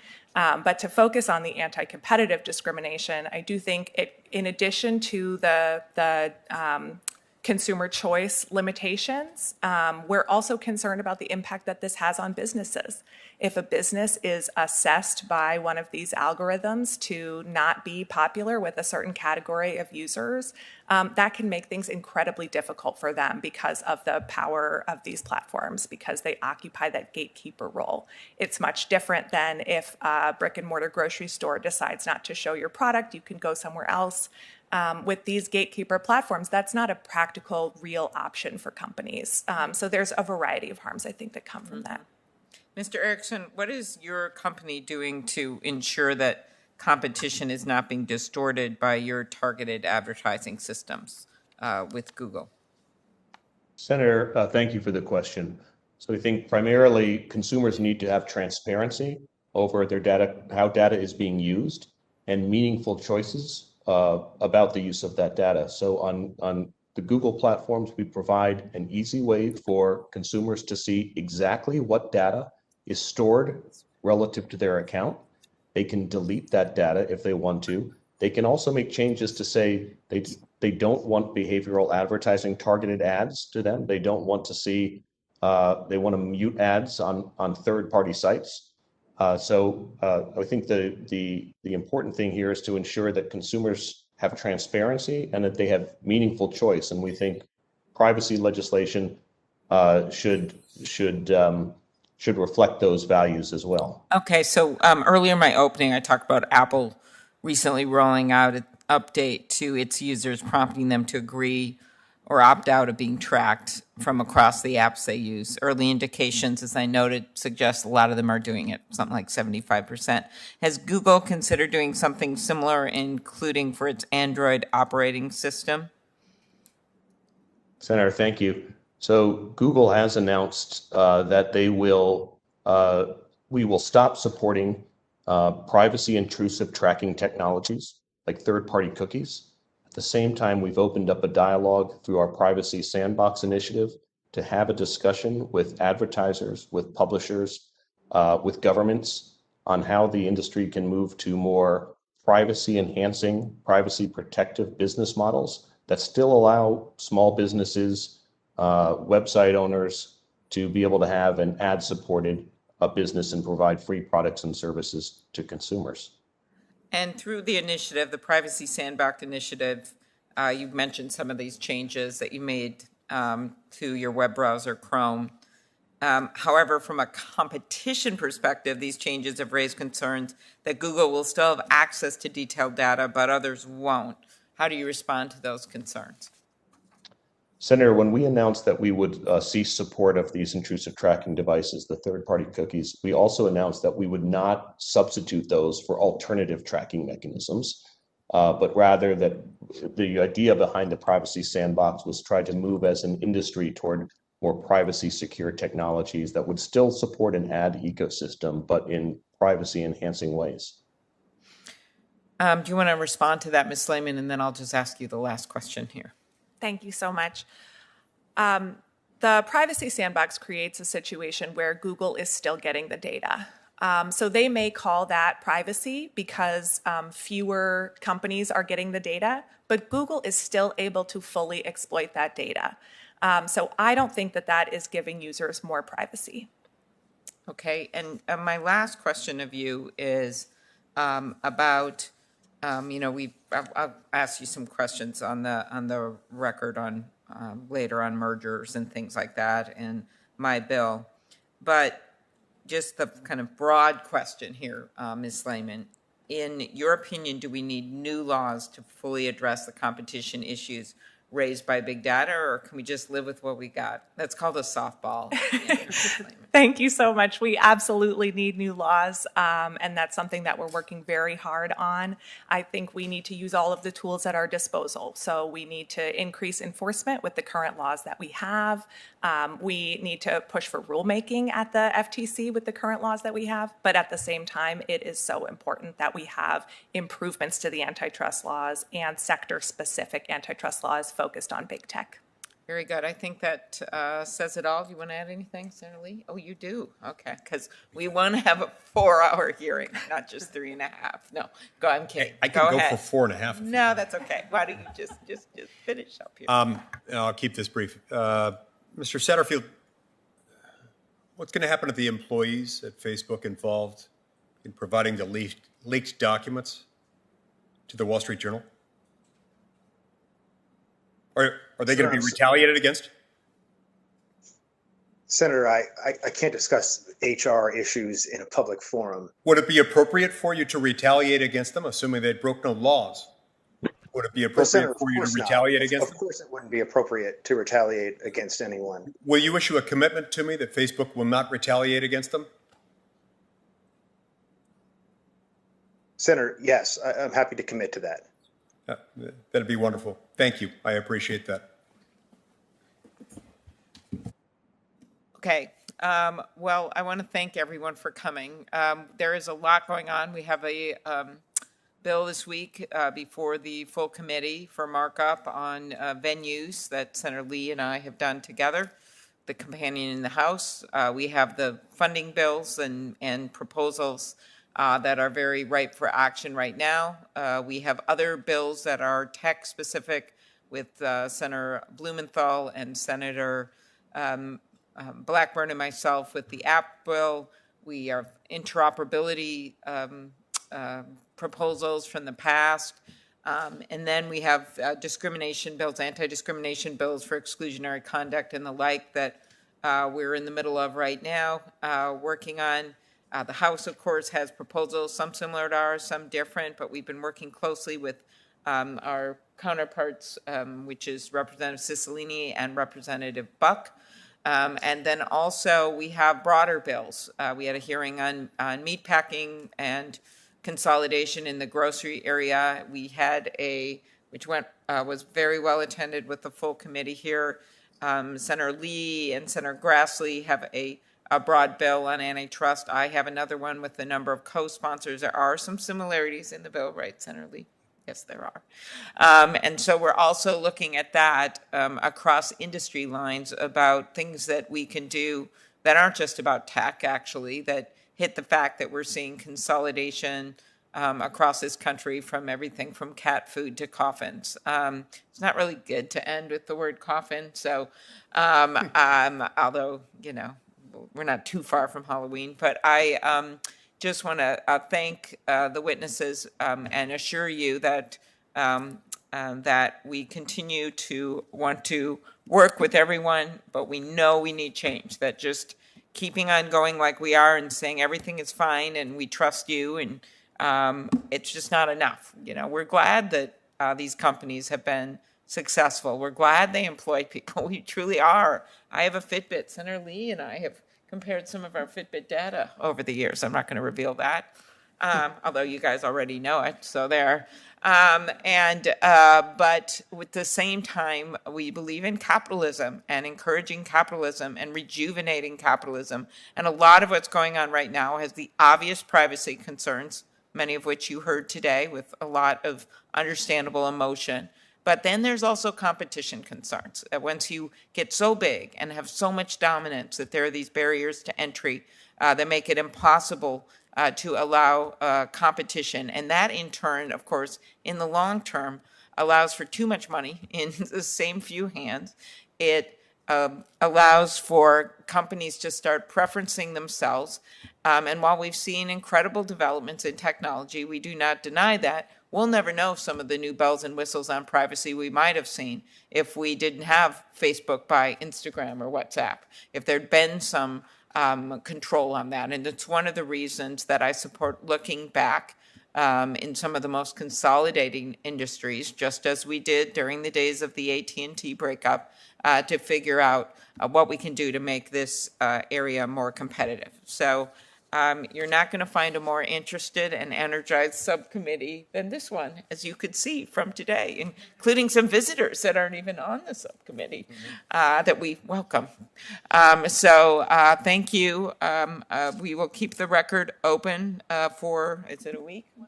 Okay, very good. And thank you to Mark and to Avery for their work, and Senator Lee and his staff. Do you want to add anything, Mike? Thank you. Okay, thank you. The hearing is adjourned.